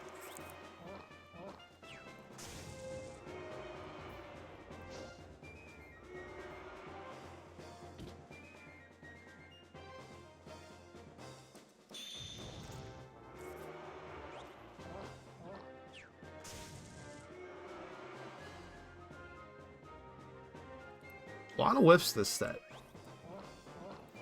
Alright, oil fire here. No hit there. Who's winning? I think Duff Cat by just not... He's not winning now. Alright. It was, and it was a rather speedy build, but I was eager. Hey, that's no problem. We're just glad to have people playing.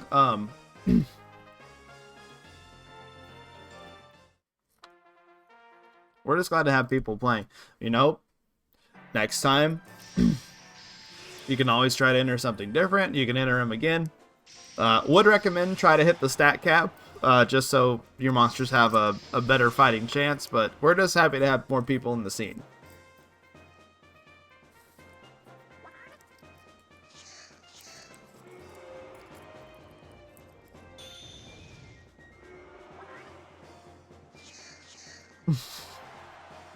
I like how, for some reason, Kato's licking, like, turns the screen dark for whatever reason. Alright, Bolt to kind of help lock out.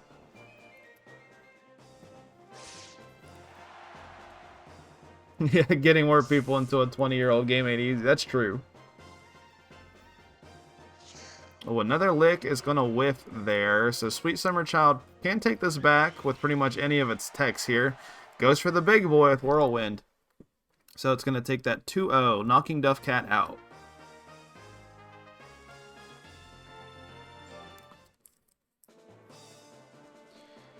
Alright, so we got Steamboat now. Damn it. Fuck. I was doing so well with things in winners, and now that it's down in losers, my brain is just like turned off. And I'm still typing in Steamboat for whatever reason.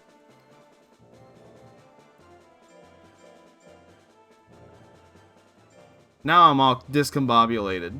Oh my.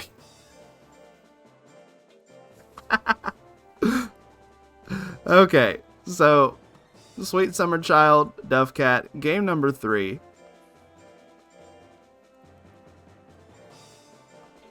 Is back on the table as soon as I can get it set up here and stop flubbing.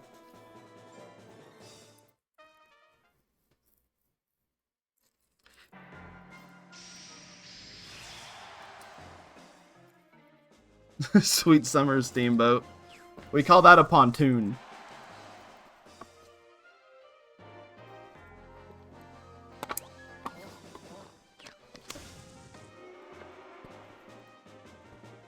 Dude, Power Whirlwind would be so overkill. Alright, red. Bleh. Hold on.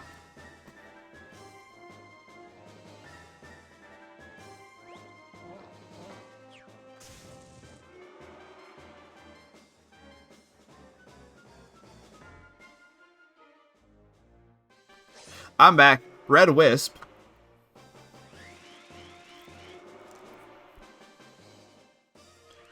Alright, close game here. Finally, this Whirlwind hits, and I'm pretty sure there's no Crescent with Grit. So, Sweet Summer Child is going to be moving on 2-1 instead of 2-0. So, let me go change bracket here real quick.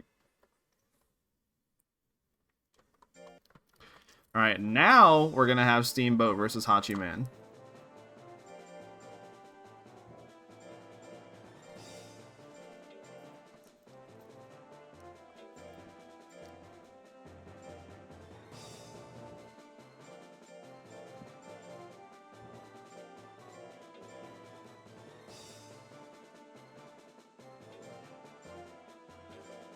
It's Red Wisp season. It's Blue Wisp season. It's Red Wisp season. It's Blue Wisp season.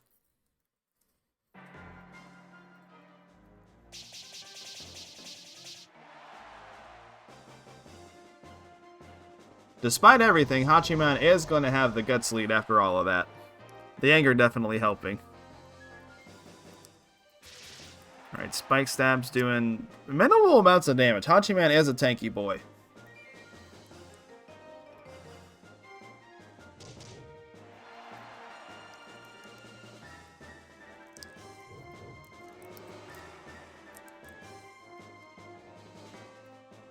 Alright, Tentacles is a good way for Steamboat to get himself another turn. Not a lot of damage. Oh, that the anger again. Perfect anger proc there on the Tentacles. Does put Hachiman into the guts lead. Frantic Rush here wouldn't be too bad. Rolling down a couple of double slaps wouldn't be too bad either. Nice thing about Hachiman's build is it's not too costly, but the double flattening is going to run the clock down there. Good play from Steamboat.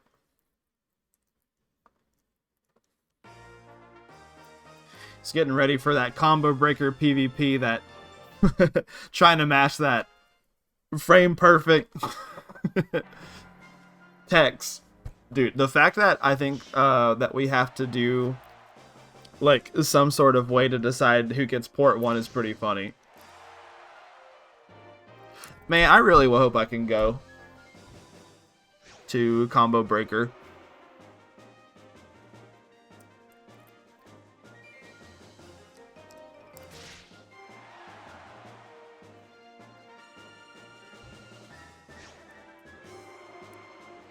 You're looking forward to J...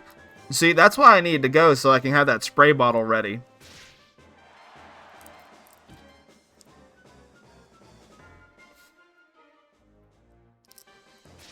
Okay, Hachiman just decided to not do a damn thing that set, so Steamboat's going to take that 2-0. Literally was just walking forward the whole time.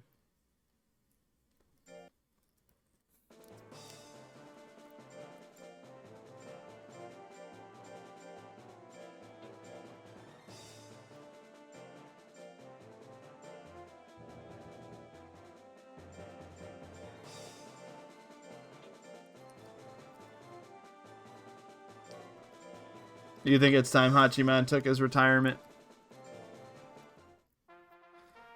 Nothing wrong with shelving a build for a little bit.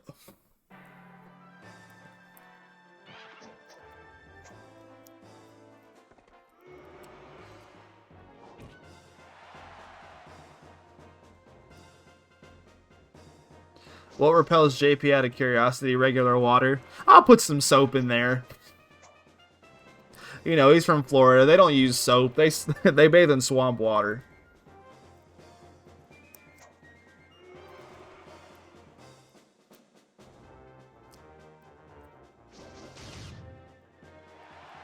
Alright, so Chorus Centaur not able to hit a damn thing there, and Hasar...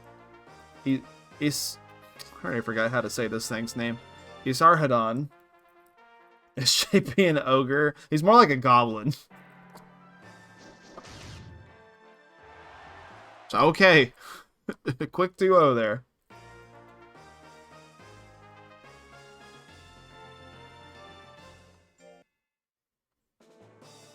Oh, fuck. I missed the match because the game was covering it up. I missed Valimar and Limit Break.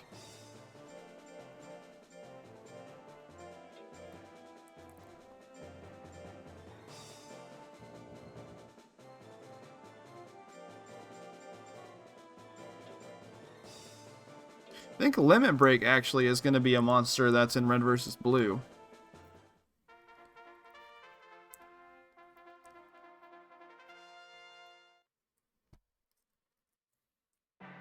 No, I just the actual game window was covering it up.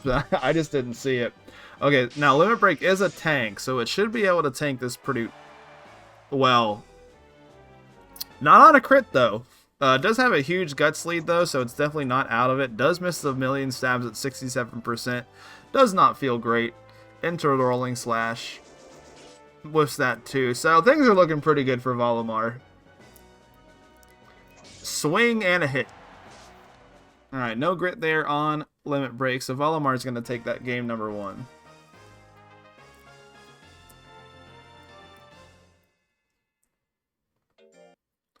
I'm going to build a speedy Jill because I want to have 5 competitive Jills made. I also want to see if I can get an art commission of them all huddled around a campfire snuggled up in a snowstorm. That sounds cute. Jill is a very cool monster. I think I've raised 3 competitively. So I've raised the original Lumpy on the Japanese port of Monster Farm 2. I had Bob, which was a what's that boy's name? Pithican, the caveman Jill. Me and Zanaga did Prometheus and Bob for Zanaga's tag team tournament. So I did a Pithican and he did a Metal Shell. And then well, I have Son of Lumpy, of course.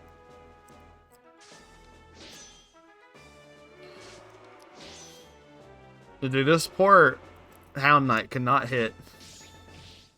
Alright, 2-0 there for Valimar.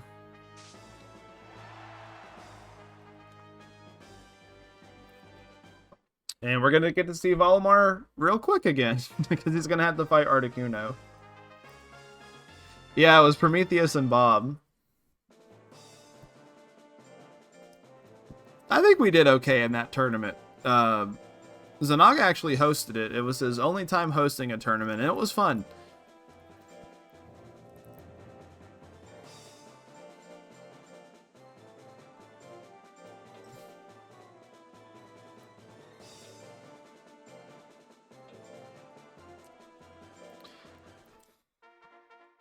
Jill's fun. Unfortunately, I don't think there's like a ton you can actually do with them because of kind of the small tech tree. But obviously, he's got some pretty strong stuff.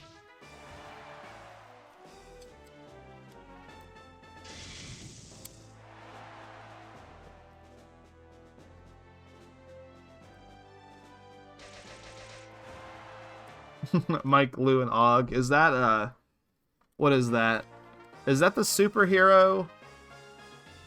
Is that the superhero bit from that show?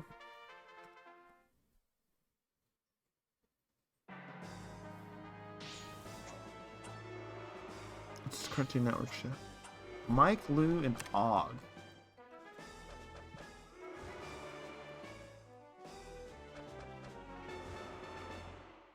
Oh, this is back in 1999. I don't remember this at all. Huh. Had 2 seasons.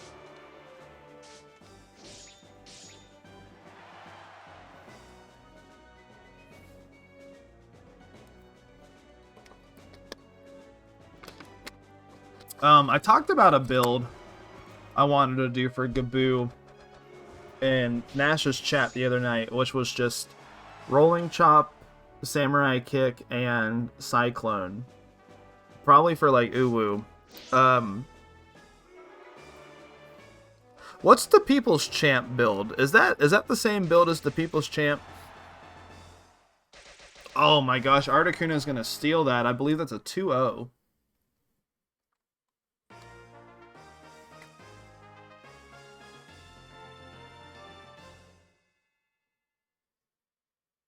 That is the People's Champ build? Okay. It's a good build. Maybe I won't build that then if somebody else has done that. I think it's very strong, though, and I think that build has proven itself really well, so... I'm glad somebody who has already done that idea has done well.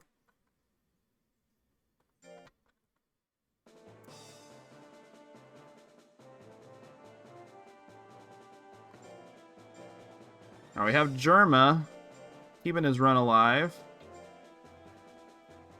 After taking out my boy. And we got Rise and Grind keeping his run alive. Both of your Gaboo loadouts are bloated. I wonder how... So that... I wonder if because there's a decent amount of tanks in Uwu or Specialists, I wonder how Electric Blow would do in those formats. Probably a lot better in more, you know, normal formats that we see.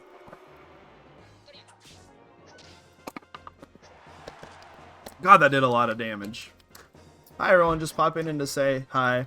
I'm doing some important work right now, so I haven't been able to catch much of the tourney. Your boy's doing good. He made top 8 winners side. You can't keep a good Joker down.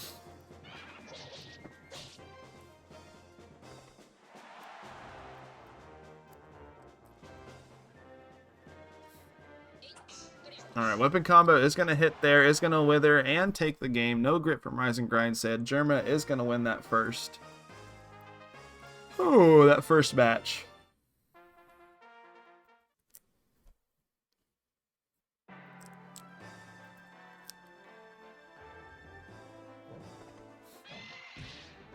Count Dooku is Jumping Chop, Cyclone, Shockwave, Rolling Chop, Samurai Kick, Chop. That is...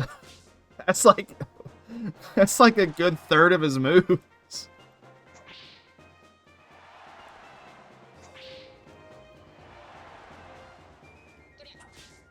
Oh, Rising Grind's gonna have to grit here. Oh, okay, he's grit. Oh my god, the grit into the death thrust. And no crit from Germa. We got a game 3.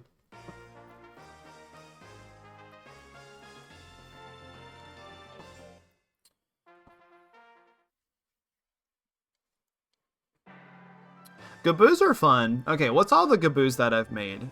I think it might just be 2. I had Gabagool, which was my entry in the first Pokemonsters, and I think Gulag, and I think that's actually the only 2 competitive Gaboo I've ever raised.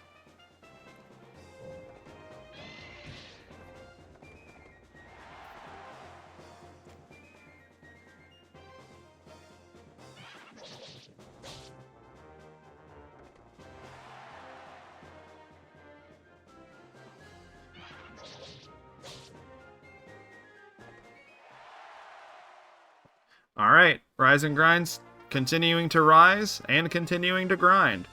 Moves on 2-1.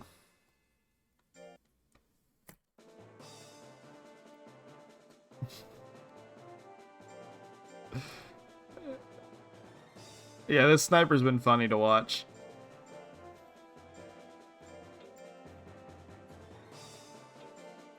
What is... Okay, well, so what's something funny that you could do with Gaboo that someone else hasn't really done yet?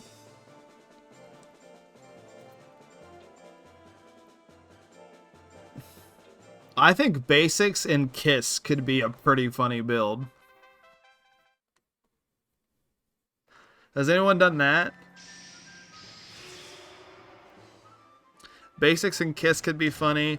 I'll do like a tech deletion tournament. You just do Kiss and Electric Blow.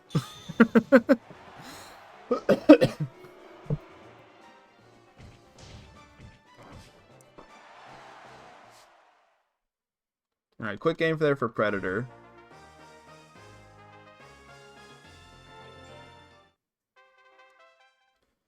You could just have like a body fluids build where you just do spit and acid spit.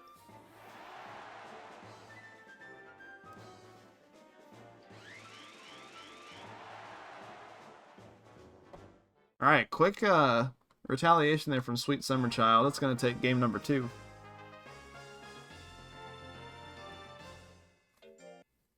I had a lightweight idea that was Chombo.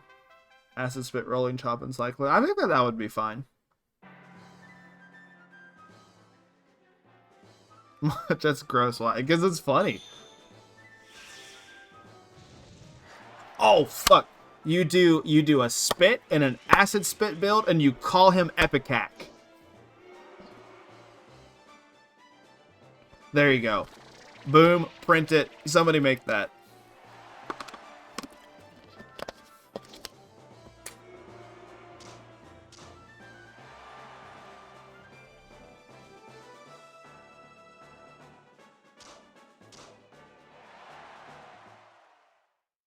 All right, 2-1 for Predator.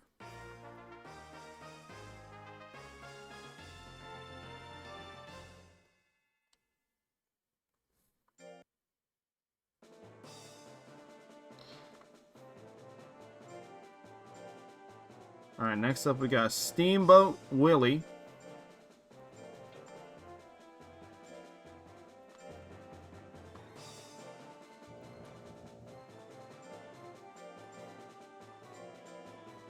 I've been wanting to make some. I'm pretty content on breakfast and Pool's Empty for being my specialist monsters, but I definitely want to make something for Uwu.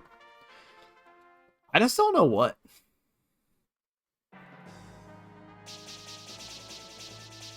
Kind of want to make a. I don't want to do a Bajarl. I don't know if I've actually ever made a Bajarl for anything. Dude, Magic Bajarl? I know he kind of looks a little bit silly in Monster Rancher 1 with the purple skin, but I actually like the Magic Bajarl in this game a lot that's got the purple skin.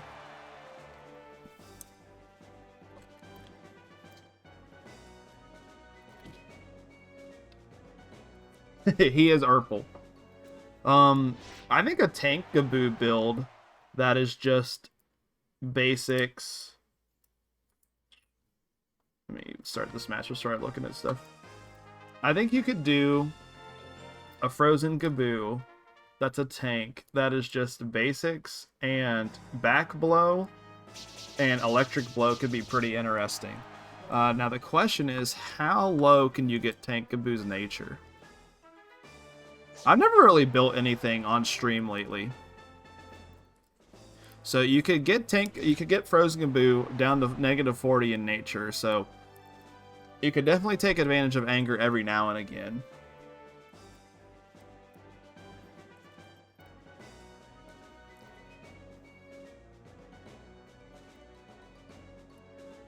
That might be kind of fun. Tank Gaboo with just blow and electric blow. Huh.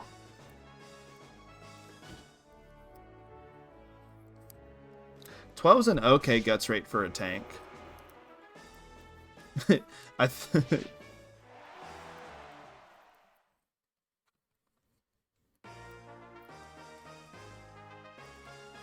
Alright, we just been kind of spitballing at this point. That is a 2-0 for the snake, right?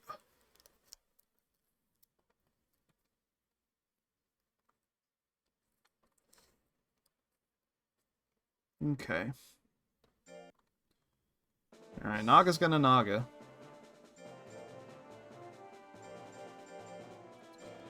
Alright, next up we got Mr. Stromboli. And Articuno. So some veterans fighting here. Stromboli's pretty old at this point too.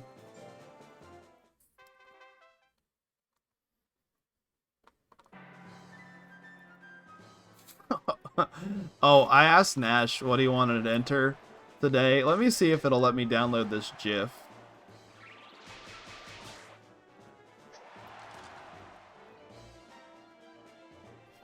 Why is this a video? Anyways, let me see if I can add this into the thing. Media source.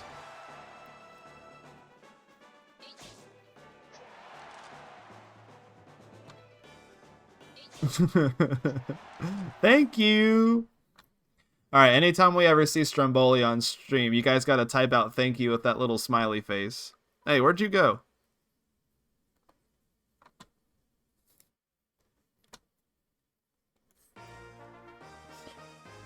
Thank you.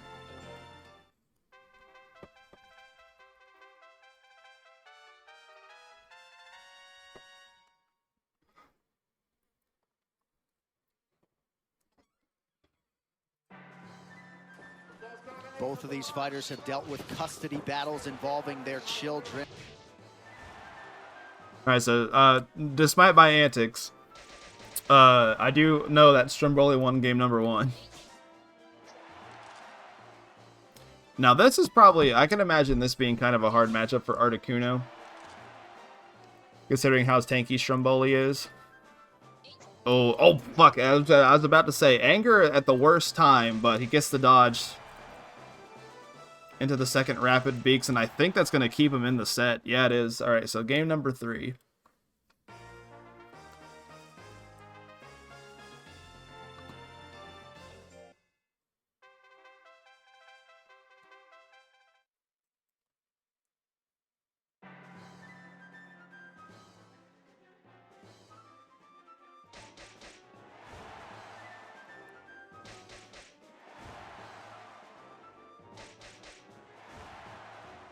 This man has a lot of guts right now.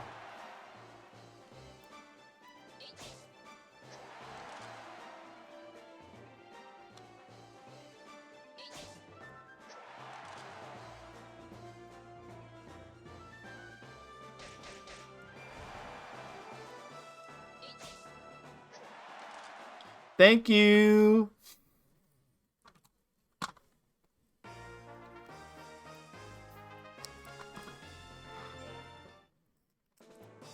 Alright, 2-1 for Stromboli.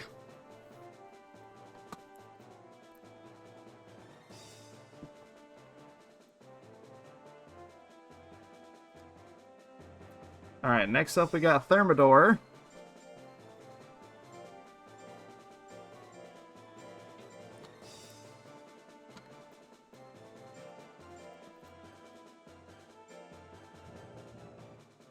And Rise and Grind.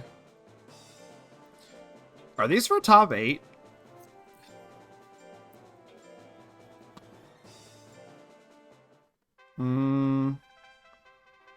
Yes, I think so.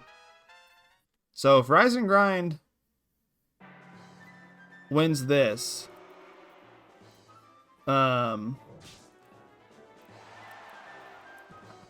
did he go from losers round 1? No, it wasn't.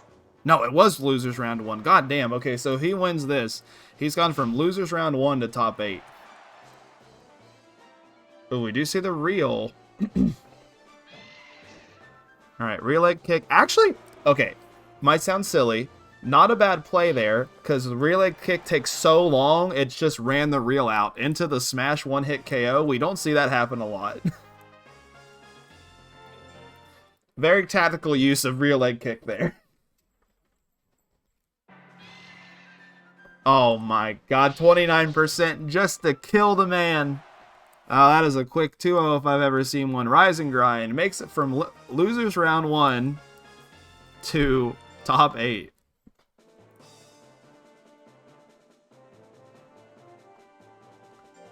Well, Bob, if you wanted him to be smart, you could have actually raised his intelligence, man. Rookie mistake.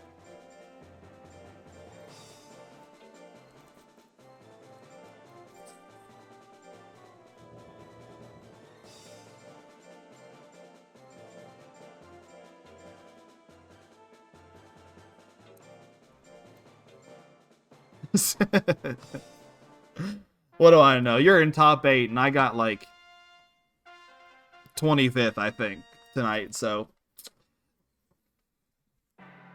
it's like the 0 and 2 are trying to tell the professional player what to do when he's in chat.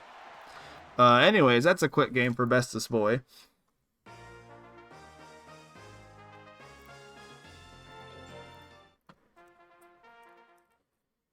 When I was a kid, I thought raising int improved combat. So, one thing that I always thought would be really cool is that your monster's AI gets better every time that its rank gets raised. So, like, it's got really piss poor. It's basically, like, got the AI that we have right now. Anyways, 2-0. If it's, like, E rank, and then once you reach up to S rank, it's, like, the smartest your monster's, like, AI behavior becomes. I always thought that would be like a really cool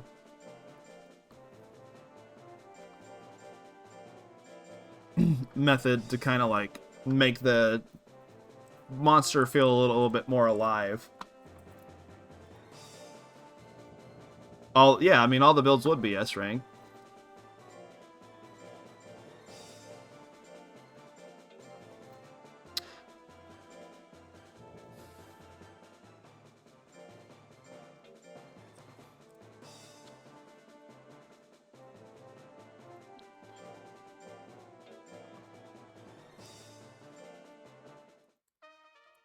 But I think that would be pretty interesting, because like then you can have different formats where it's just like, oh, you can only do like an E rank monster, and then like you have to build around how dumb the AI is, or like you could do like a C rank monster where it's kind of like that middling AI, or of course you could do like an S rank monster, like where it's like, you know, like peak AI of what the game's capable of doing.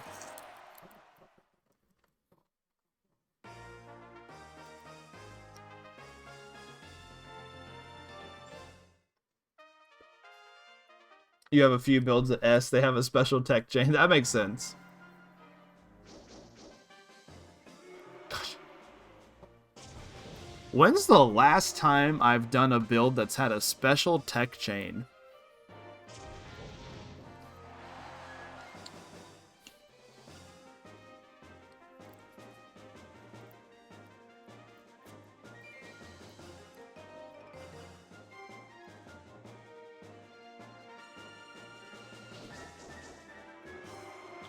I'm genuinely trying to think, and I don't know if I've ever had one.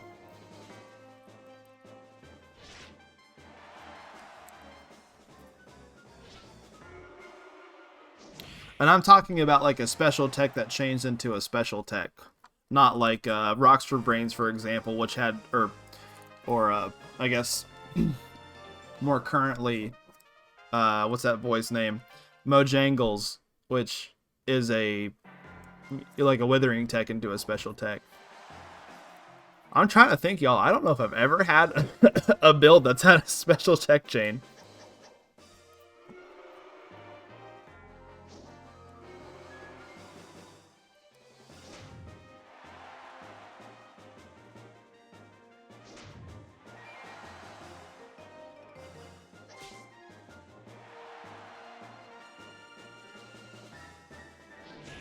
Oh, no, you're right, Freya. Pool's empty. Duh. You're totally right.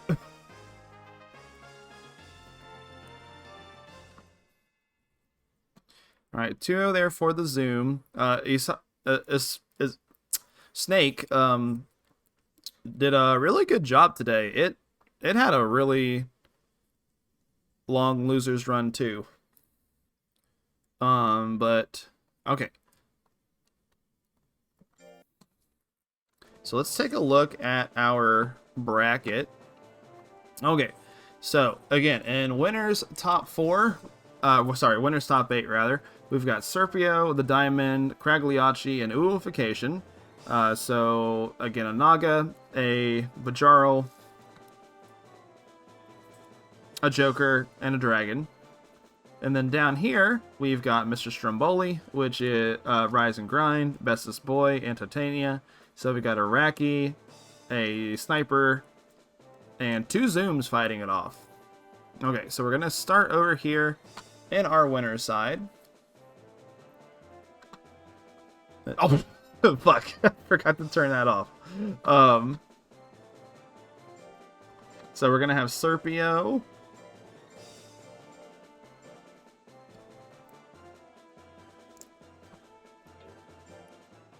And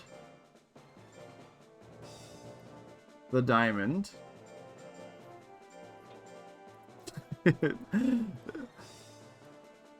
I don't know what about that is so funny, but it just is. Oh shit, Caleb. Hey man. What's up? So actually, okay, so Shiba, who just posted in the chat earlier, that's actually my friend who I was talking about, who I ate shrimp fries with for the first time. Anyways, I'm gonna go pee real quick while this goes on, and I'm about to fucking bust.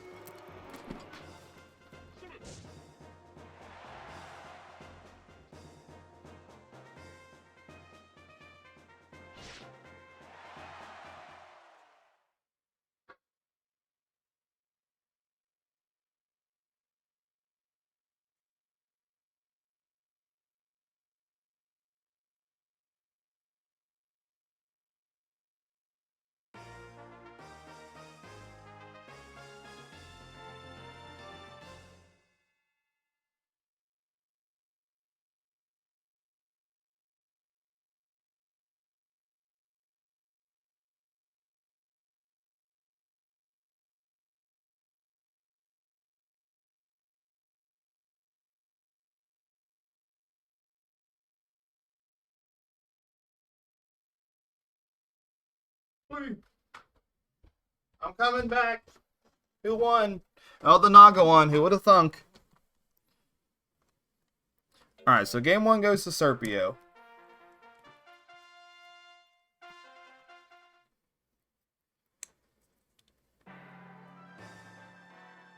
Macho, when you're referring to that area, bust means a very different thing. It could mean multiple things.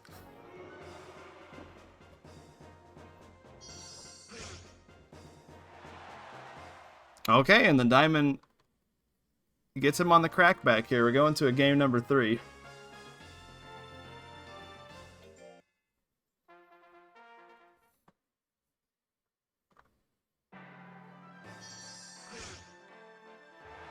Alright, no crit on the magic punch this time, so Serpio's not in a bad position. Got enough guts to go for the roll assault, goes for the thwack instead. Ooh, turn assault here. I'm gonna turn assault earlier. Right jab. Pretty accurate tech. Alright, misses a couple of there. Serpio doesn't have a huge guts lead over Diamond, though. I think we need to take time to cheese free so I can get better. Yeah, man. Oh, my friend, actually, Caleb, if you want to, my good friend Moose Bones, I can link you his YouTube, has a really good like ongoing series about getting better at Monster Rancher. Hold on, let me find it. Monster. Alright, so Diamond actually going to take that 2-1. Oh shit, we got a Bajarl in top 3. Cool. And then, yeah, so there's a link to that. But Nash makes really good stuff. I haven't seen you since it's been announced. Monster Rancher 2 is actually going to be a combo breaker this year, like this really big fighting game tournament at the tail end of May. And I'm trying to go to that, hopefully. If the bracket doesn't end up being on Friday, I'm going to be able to go.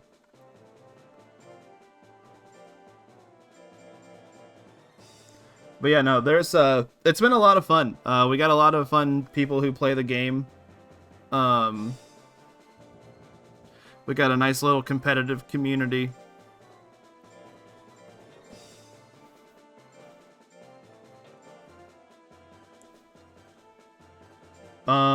So if you want to help for it in any way, so my Nash, the guy who makes all those tutorials, he tries to stream most Mondays, Tuesdays, and Wednesdays when he can, and so he's doing like basically it's going to be kind of like donation incentives to get different members of the community to combo breaker who's not like really able to financially help themselves. I can pretty financially cover myself. My problem is I can't get that Friday off, which is why for me it needs to be ran on Saturday or Sunday. And Freya's here too. Alright, so Trample misses at the 34%. Death Punch hits there at the 52. It's going to be Withering Uwu down a decent amount. Uwu's got those really good basic techs though, so it still can put on some damage. Dodges the Death Smash at 48. Alright, Trample on the 35 is going to whip again. This is looking like Cragliacci's game. Alright, yeah, so we got going to a game number 3 here.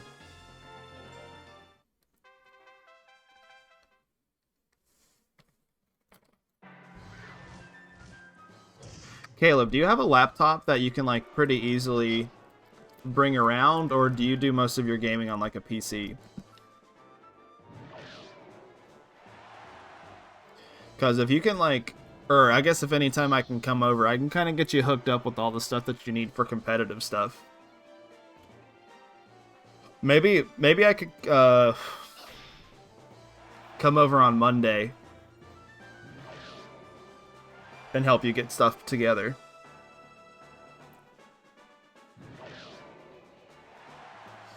Alright, so we so far have stopped nerfed Joker from making top 3.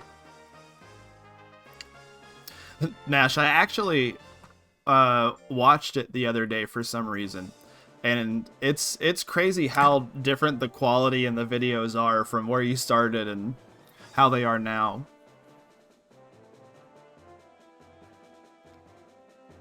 Still a really good video, but just like how much better you've gotten at it's pretty nuts. You've been itching for something other than Magic? Okay, well, if I can make it over Monday, I'll try to, okay?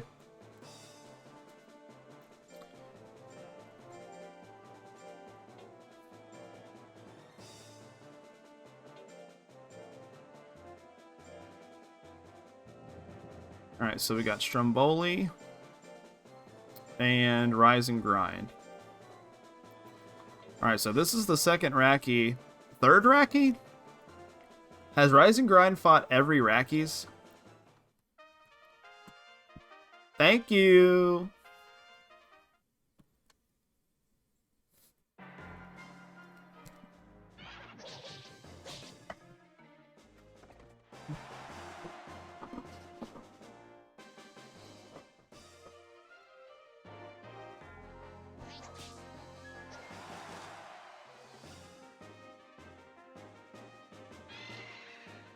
Oh, big death thrusts. I don't know if this will kill.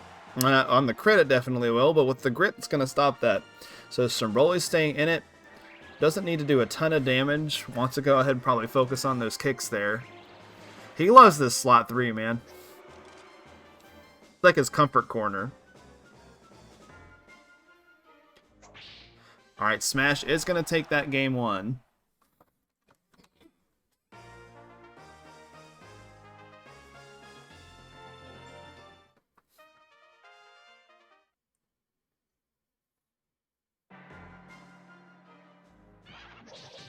Alright, triple stabs to start off the set, or the game here. 311. Amber is the color of his energy.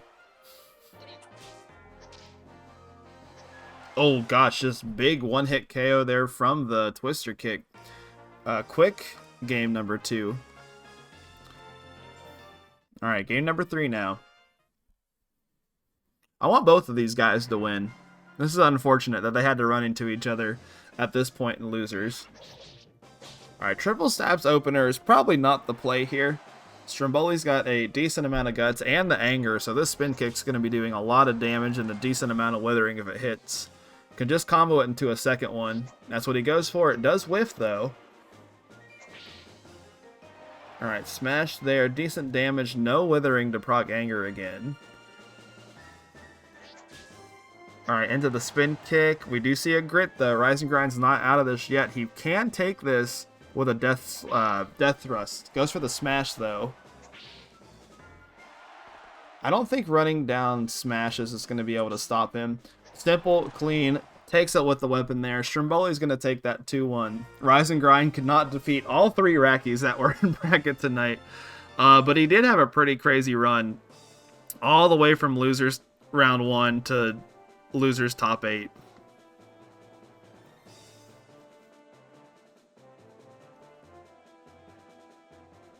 Thank you.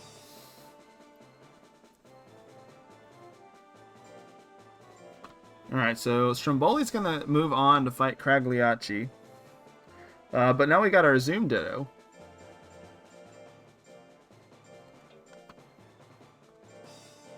So we got Bestest Boy versus Titania. The cool thing, despite this being a Ditto, is these builds are... What am I... Oh, I forgot the I. The cool thing about this being a Ditto, though, is these are incredibly different builds. So we got a Power Zoom on Titania's side, and then an Intelligent Zoom on Bestest Boy's side.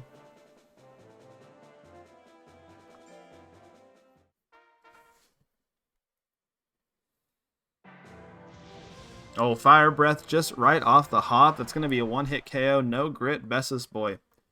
This is just kind of what he's been doing all night. Fire Breath has been really good for him.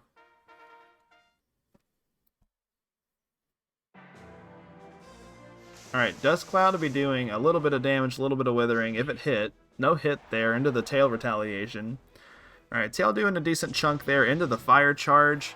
Oh, 623, so Titania taking that game number 2.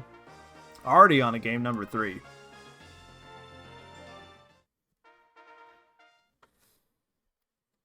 Alright, do we see another one-hit KO Fire Breath opener? We don't. They're kind of being conservative here at the start of the match. 377, decent amount of damage, a little bit of withering. Oh, nothing from the tail there. You are an intelligence attacker, my friend. Goes for the Fire Breath. Would have been a KO, I think. But things are looking pretty good for Titania right now. Bessus Boys decided to go for these power techs. Oh, 408 on the claw combo crit. Titania is going to be moving on. Bessus Boy ends the night at 7th place.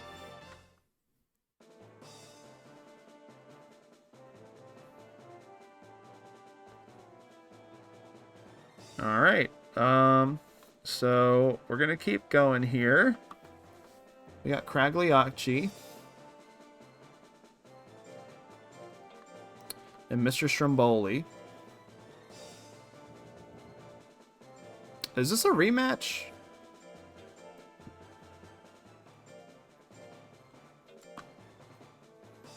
Or am I thinking that Cragliacci fought Needles? Hold on.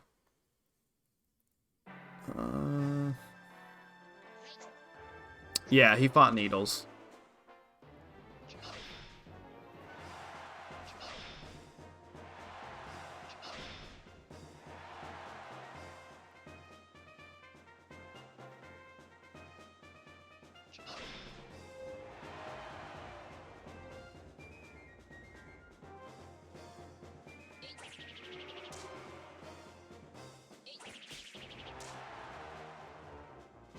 Sorry, y'all, give me 1 second.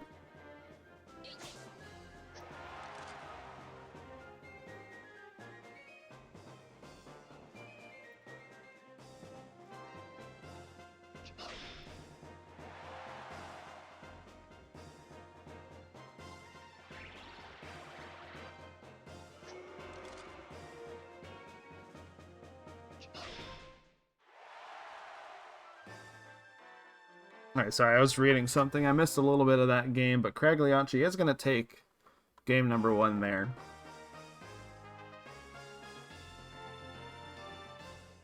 Akira, oh my god, Akira Tor, yeah.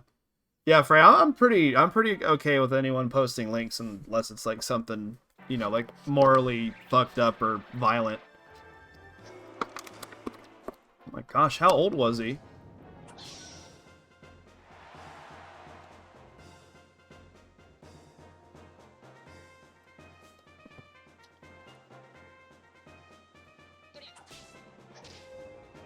Oh my god, he was only 68 years old. What happened?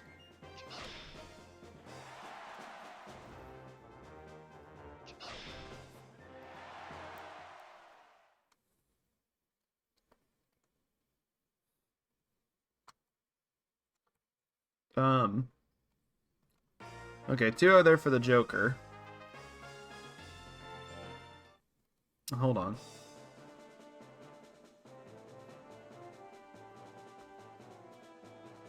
Subdural hematoma. What is that?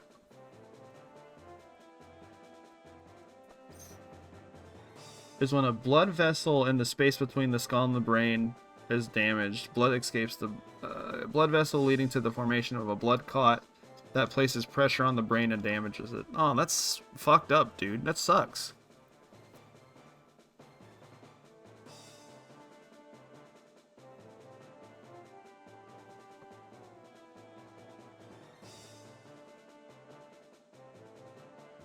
Huh.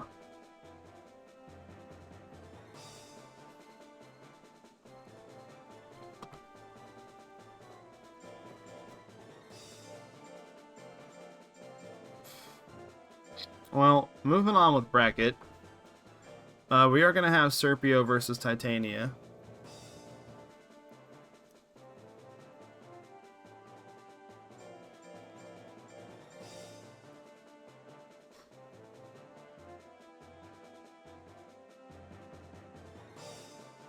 Wait, did I do something wrong? Did I say something wrong?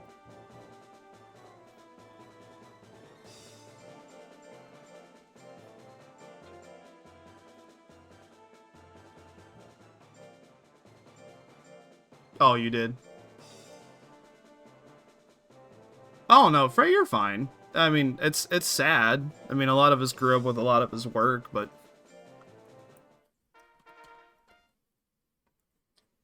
I appreciate you letting us know.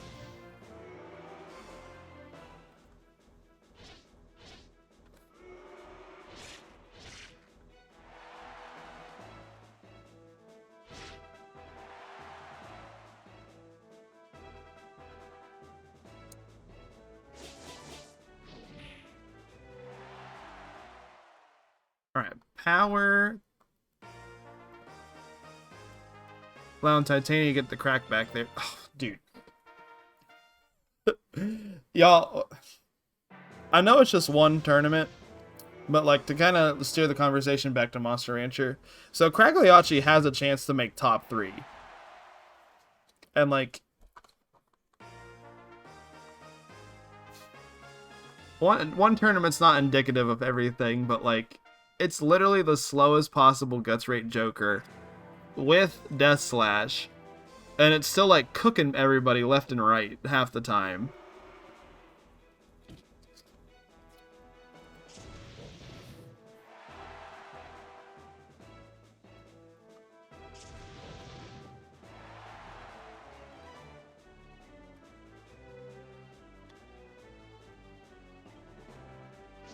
Oh, power belly punch. God, something that you don't see every day.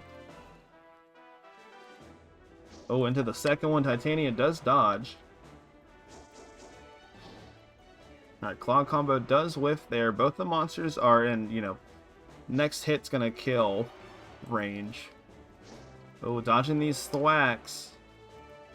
Alright, Titania on the grit comeback here is gonna take it, but Serpio himself grits. Alright, it's down to the wire. Literal next hit wins. I don't know if Titania's amount of life is small enough to make a difference here. Turn Assault on the literal buzzer beater. 7, 8, 9 damage. Dude is in math class, working on his numbers. Serpio's gonna take that at the super duper uber last second there. Alright. So we got our winners finals, which is the Diamond versus Uification, and the losers finals, which is going to be Cragliacci and Serpio. So let's go ahead and get these guys loaded up, and we will do a little bit of channel points betting here. So we have a Bajarl making it to winners finals, which is pretty crazy. I don't know if Andor is able to watch this live, but I'm pretty sure that he'll be happy when he's able to watch the VOD. And then we got Uification, which is a dragon, which is much more common to what we're seeing, usually. Okay, I'm going to start the prediction here. We're going to have 1 minute to predict. Both of these fighters have dealt with custody battles involving their children. Predictions going live now. So, if you haven't been on the channel before, we do a little bit of channel betting. You just put a little bit of your Patuis, which is my version of channel points, onto whichever monster you think is going to win. So if you want the Diamond to win, you'll put points on it. If you want Uification to win, you'll put points on her.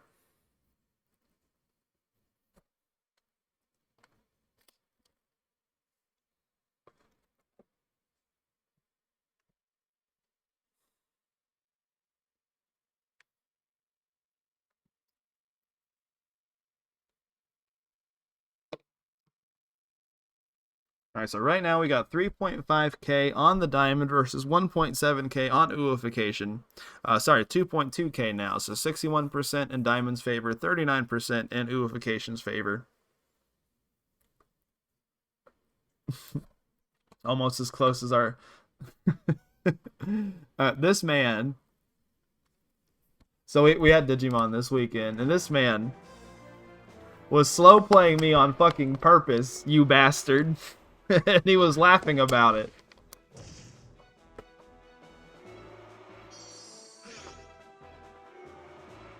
Caleb, are you doing Green Cup again this weekend? I have a couple of friends from West Virginia coming down, and I'm going to bring them to the shop. Strategy is part of the fuck off. You plan to? That's good. I don't know if I'm going to play Leopardmon again. I thought about bringing green hybrids for fun. Alright, just a couple of one-hit KOs back to back. So this is... Sorry, I didn't really talk about the tournament structure. This is a best 3 out of 5. So it's the first monster who gets 3 wins this time. Instead of 2 out of 3, which is the rest of the tournament that we've been playing so far. So it's 1-1 right now. It's 1-2 right now.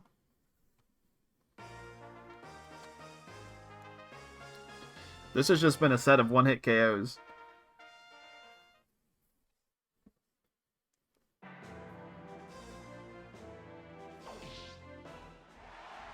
Alright, we finally have a move that doesn't kill somebody in one hit. So we see the straight, 532, not enough to one-hit KO there, but now Diamond can kind of rely on his basic techs to get stuff finished here. Woification goes for the bite, does a decent amount of damage. I think Diamond's got Anger, so could potentially proc Anger and lose here. We do see the Grit. So is Woification going to buffer another tech? It does, and it hits, so Woification is going to take that 3-1. So it's guaranteed top 2.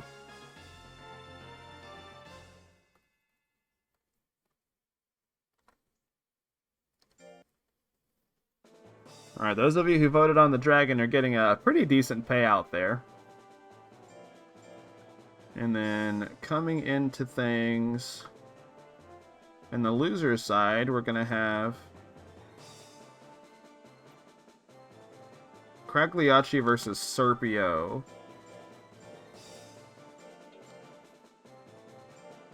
So this is going to go back down to 2 out of 3.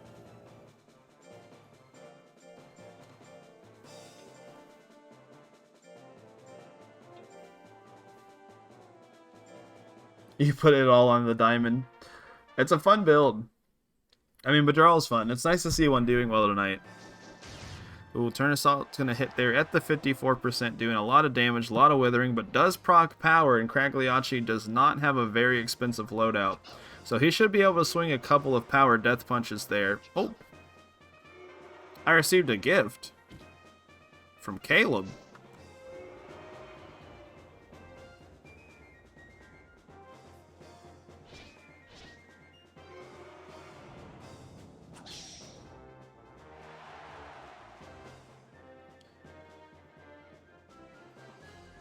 How the fuck do I find gifts on here?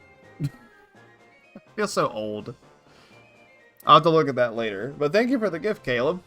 Oh, it's a virtual card game. Cool. Alright, that Turn Assault's going to hit. Do we see a Grit? We don't. So Serpio's going to take that game number 1.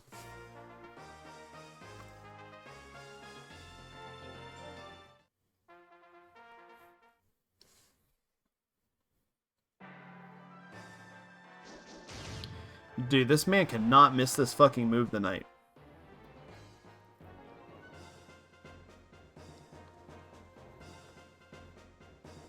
Alright, so we do see the power in Cragliacci.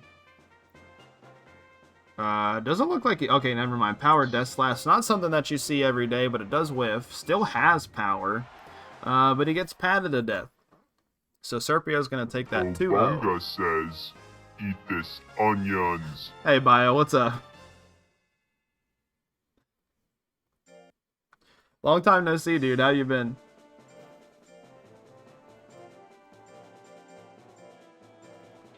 Alright, so we got our losers finals decided now. We're going to have the Diamond versus Serpio.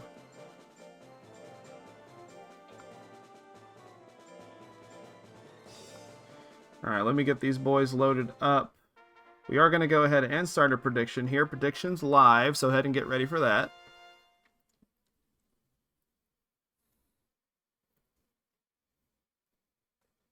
So, do you like the Diamond or do you like Serpio? And I believe, just like Krautow said in the chat, this is a rematch. So, the Diamond won this last time earlier in Winner's Bracket.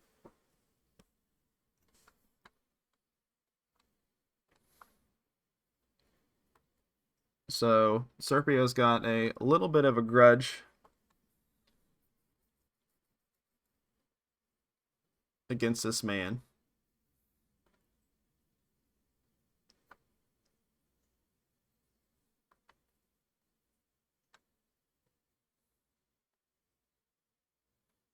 Okay, I found where gifts are on Steam. This is cool. This looks neat. Alright, so how we doing on the votes here? Alright, so only 440 on the Bajaro, and then 2.3k on the Snake. 22%, 278%. Now, if we're going tiers-wise, you know, Serpio's a good bet, but the Diamond was able to get a win on him in Winner's side. Alright, Thwack whiffs there on the 45% into the straight. Well, we could combo straight into Magic Punch. Not quite a perfect link there, but he goes for it.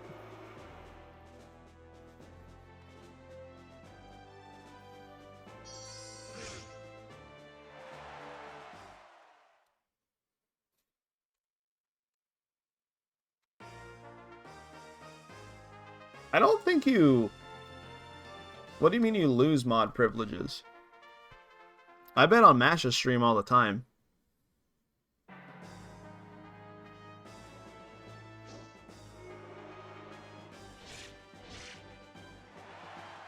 Wait, who won that game one? I was like not paying attention.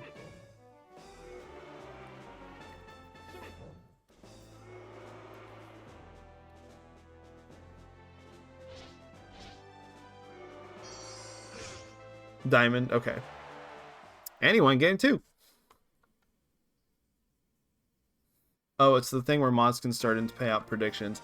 I think, but you can if you bet yourself. Oh, I see what you mean. Okay. Alright, so Diamond's up 2-0. Alright, goes for the turn assault. Oh, hits it. Alright, so Serpio's not out of it yet. So this is Lunar's final, so this is a best 3 out of 5.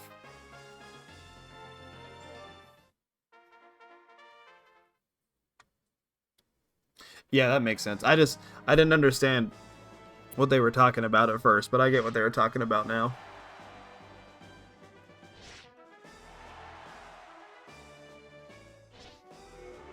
Alright, Diamond's got a pretty big guts lead here. Does whiff the 40% hook. Ooh, does dodge the pierce though, so he's got a good about 40 guts lead again now. 39% on the hook. Gonna hit. Gonna grit though.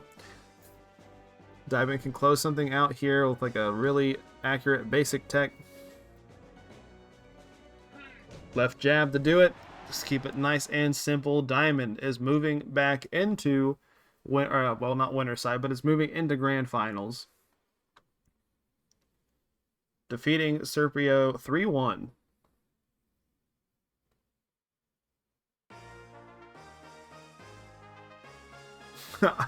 I trust Spider not to abuse the power, but Bob though. Well, if Bob's going to live up to his name, he would just share the wealth equally. Alright, so now we got Uification facing off again against the Diamond. It's been a fun night, y'all. Thanks for hanging out. I think this is the biggest Macho Thursdays we've had in a good while. Almost 30 people. I think our... What was the most that we've ever had? Alright, so since this is Grands, I'm going to go ahead and put this up for 2 minutes. So get ready for it. So the Diamond, since he's in loser's side, has to win 2 sets. Uification, since she's in winner's side, she just has to win 1 set. So if you're voting on the Diamond, you're voting on what if you believe he can take 2 sets. All right, so predictions are live. You got 2 minutes, and then it was one of our 3,500 nights, which was the biggest Macho Thursdays that we've had. I think smallest we've had was 9, and then 31 is our biggest.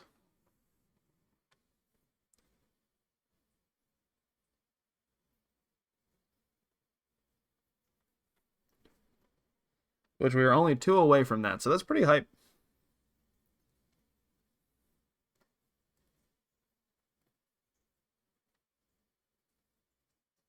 God damn, 20.8K on Ulification?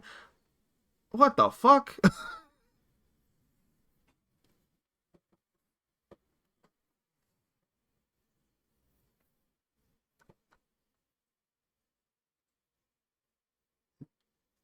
I think that might be the biggest bet I've ever had on the channel. I'm not sure.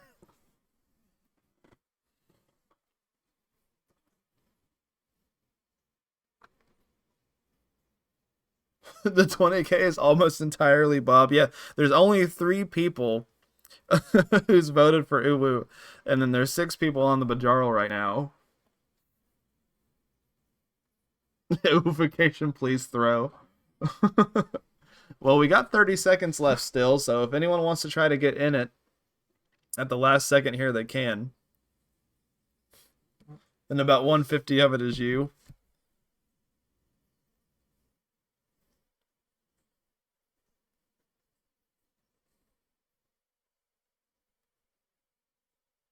Oh, dude. Casey's getting sent home early, and she's going to pick out Cookout on the way. Dude, this week has been fucking awesome. Okay. Do you guys have cookouts where you're from? Like, not like the gathering, like the restaurant?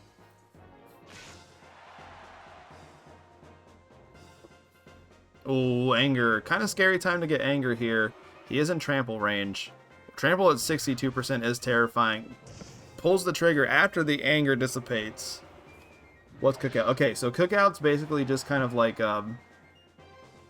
so it used to be a lot cheaper, but it's like, you just get like a decent amount of food for like a lot of money. They got like burgers, milkshakes. They have like a ton of milkshake flavors. That's one of their big selling points. Just kind of like, you know, bunch of fried foods, that type of stuff. Like my order is like a double cheeseburger with 2 corn dogs and a vanilla shake. Just a real place where you just like, I just want to be a fat motherfucker. It's a good place to go is Cookout.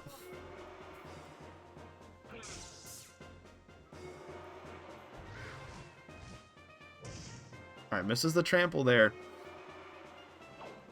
Oh, dodges the tail whip. Diamond's not in a bad spot here. Can just go for these basics. Decide to send hook, and he sends it well. But we get the grit. I'm very basic when it comes to like milkshake and ice cream flavors in general, though. I'm a vanilla guy.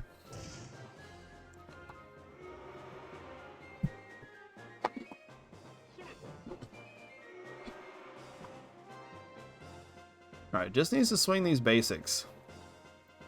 Ulification can make the grit comeback here. Alright, tail whip doing a decent chunk. Might need the trample or like maybe a crit tail attack. But decides to not swing anything. Was looking kind of scary for Diamond there, but he's able to dodge, so it's 1-1 right now. You're a fan of cookies and cream. Yeah, I like cookies and cream milkshakes, cookie dough milkshakes. But those are kind of just like offshoots of vanilla, right? Like at the end of the day. Alright, tail whip misses there. Ooh, straight, no crit. Does put Uwu down into the yellow. Ooh, trample here gonna whiff. Trample's been kind of Uwu's calling card all night, but she's kind of been floundering on it in the finals here.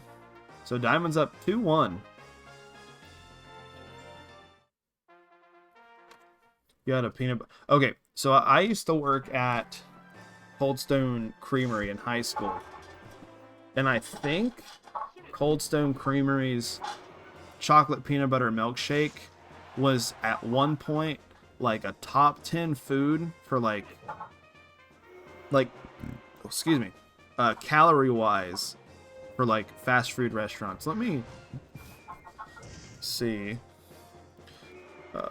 Large chocolate, peanut butter, milkshake, Cold Stone, calories.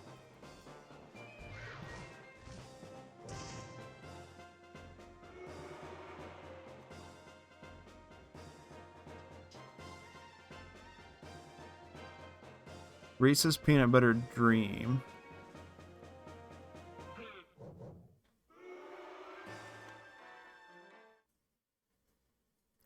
Did Diamond just reset bracket? That was a 3-1, right?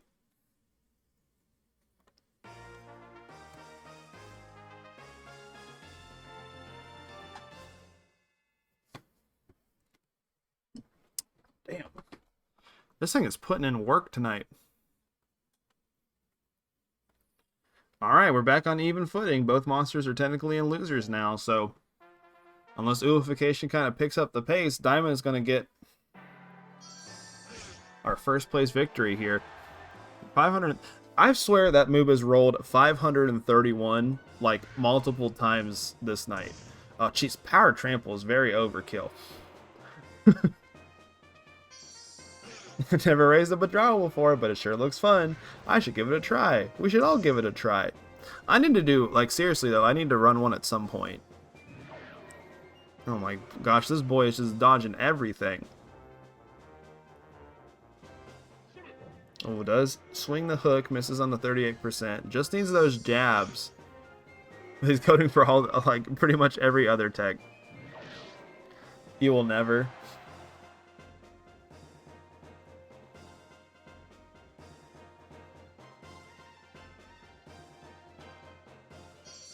Alright, Magic Punch, that hits. Do we see a grit from Uwu? We do see a grit. Might have enough time to trample. Oh, could have like squeezed it in there, but was not able to. Alright, 1-0 on the run back. Not the run back, the reset so far in the Diamond's favor. Alright, Magic Punch whiffs there. I feel like that Magic Punch opener has been a pretty good, consistent amount of damage for the Diamond. Goes for the bite. Into the tail attack 1-2 combo is going to be enough to kill, but oh, look at the dots on Uification's fingers. Did you guys see that? Her hand was like bedazzled. Alright. Been a minute, but she gets one, so it's 1-1 right now. Yeah, I think Bajarl's got especially a place in Specialist League, where with how the stat works, if you just raise a pure power Bajarl, pretty much all your nukes are just going to be a 50-50 coin flip whether or not you hit them or not, which is has a lot of merit.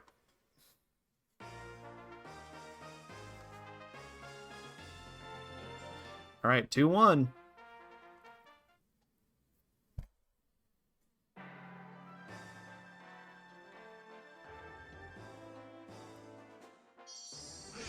Alright, Magic Punch, no crit, 527.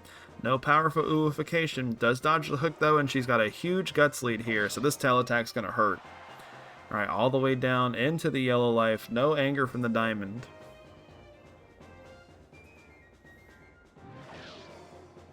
Yeah, yours has a fucking 2 out of 3 win rate there because I keep fucking running into it.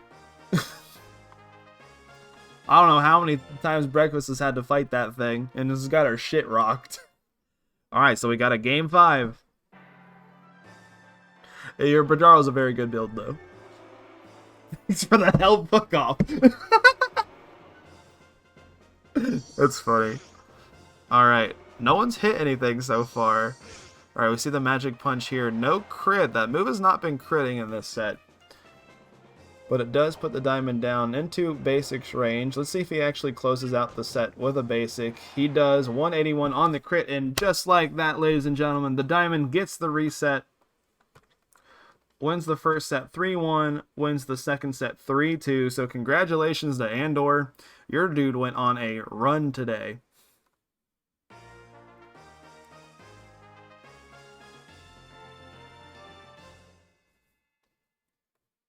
And congratulations to everyone else who voted on him, because you are getting a ton of points.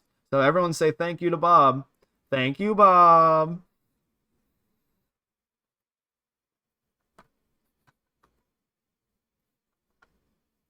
All right, y'all. Let's see. This was a good night. Oh, stream inception there. All right, let's go ahead and end this thing. Okay, so let's take a look at how everybody did. All right, so tied at 25th is Robstar, Parasite, Mr. Cheeseman, Hatara, and Big Ol' Pepper. Tied for 17th is Needles, Limit Break, Koro Centaur, Just Want to Grill, Hachiman, Folgo, Duff Cat, and Bubsy. Tied at 13th, we got Volamar, Sweet Summer Child, Steamboat, Germinator. Tied at 9th, we got Predator, Isarhadon, Dr. Thermidor, Articuno V2. Tied at 7th, we got Bestest Boy and Rise and Grind. Tied at 5th, we got Mr. Stromboli and Titania.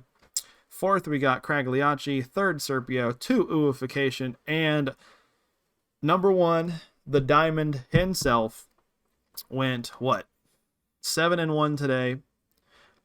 Really crazy performance for a Bajaro in particular. For anyone who's kind of like newer in the scene, or maybe who's just kind of hanging out. So Bajaro is notorious for being pretty bad in the common formats. There's kind of like more niche formats where he's pretty good in, like we were talking about earlier. But this is a pretty crazy result for him. 29-man double elimination bracket win is nothing to sneeze at. So yeah. Hello. Hello. Yeah. But yeah, tonight was fun. Oh god, it's gonna explode. Get me out of here. Let's find somebody to raid. Oh, Shelter's doing something on Pokemon Crystal, it looks like. So we're gonna go ahead and raid them. Some sort of Nuzlocke. 10% luck, 20% skill. Alright, so we're gonna go ahead and raid Shelter, friend of the community. Let's see, what's their Twitch name? Shelter42. Alright, so yeah, go ahead and say hi. But yeah, thanks everyone for hanging out. I will try to figure out what we're doing for Macho Thursdays next week and get the signups posted soon, hopefully. But yeah, love y'all. Thanks for hanging out. Congratulations again, Andor. And good night, everybody.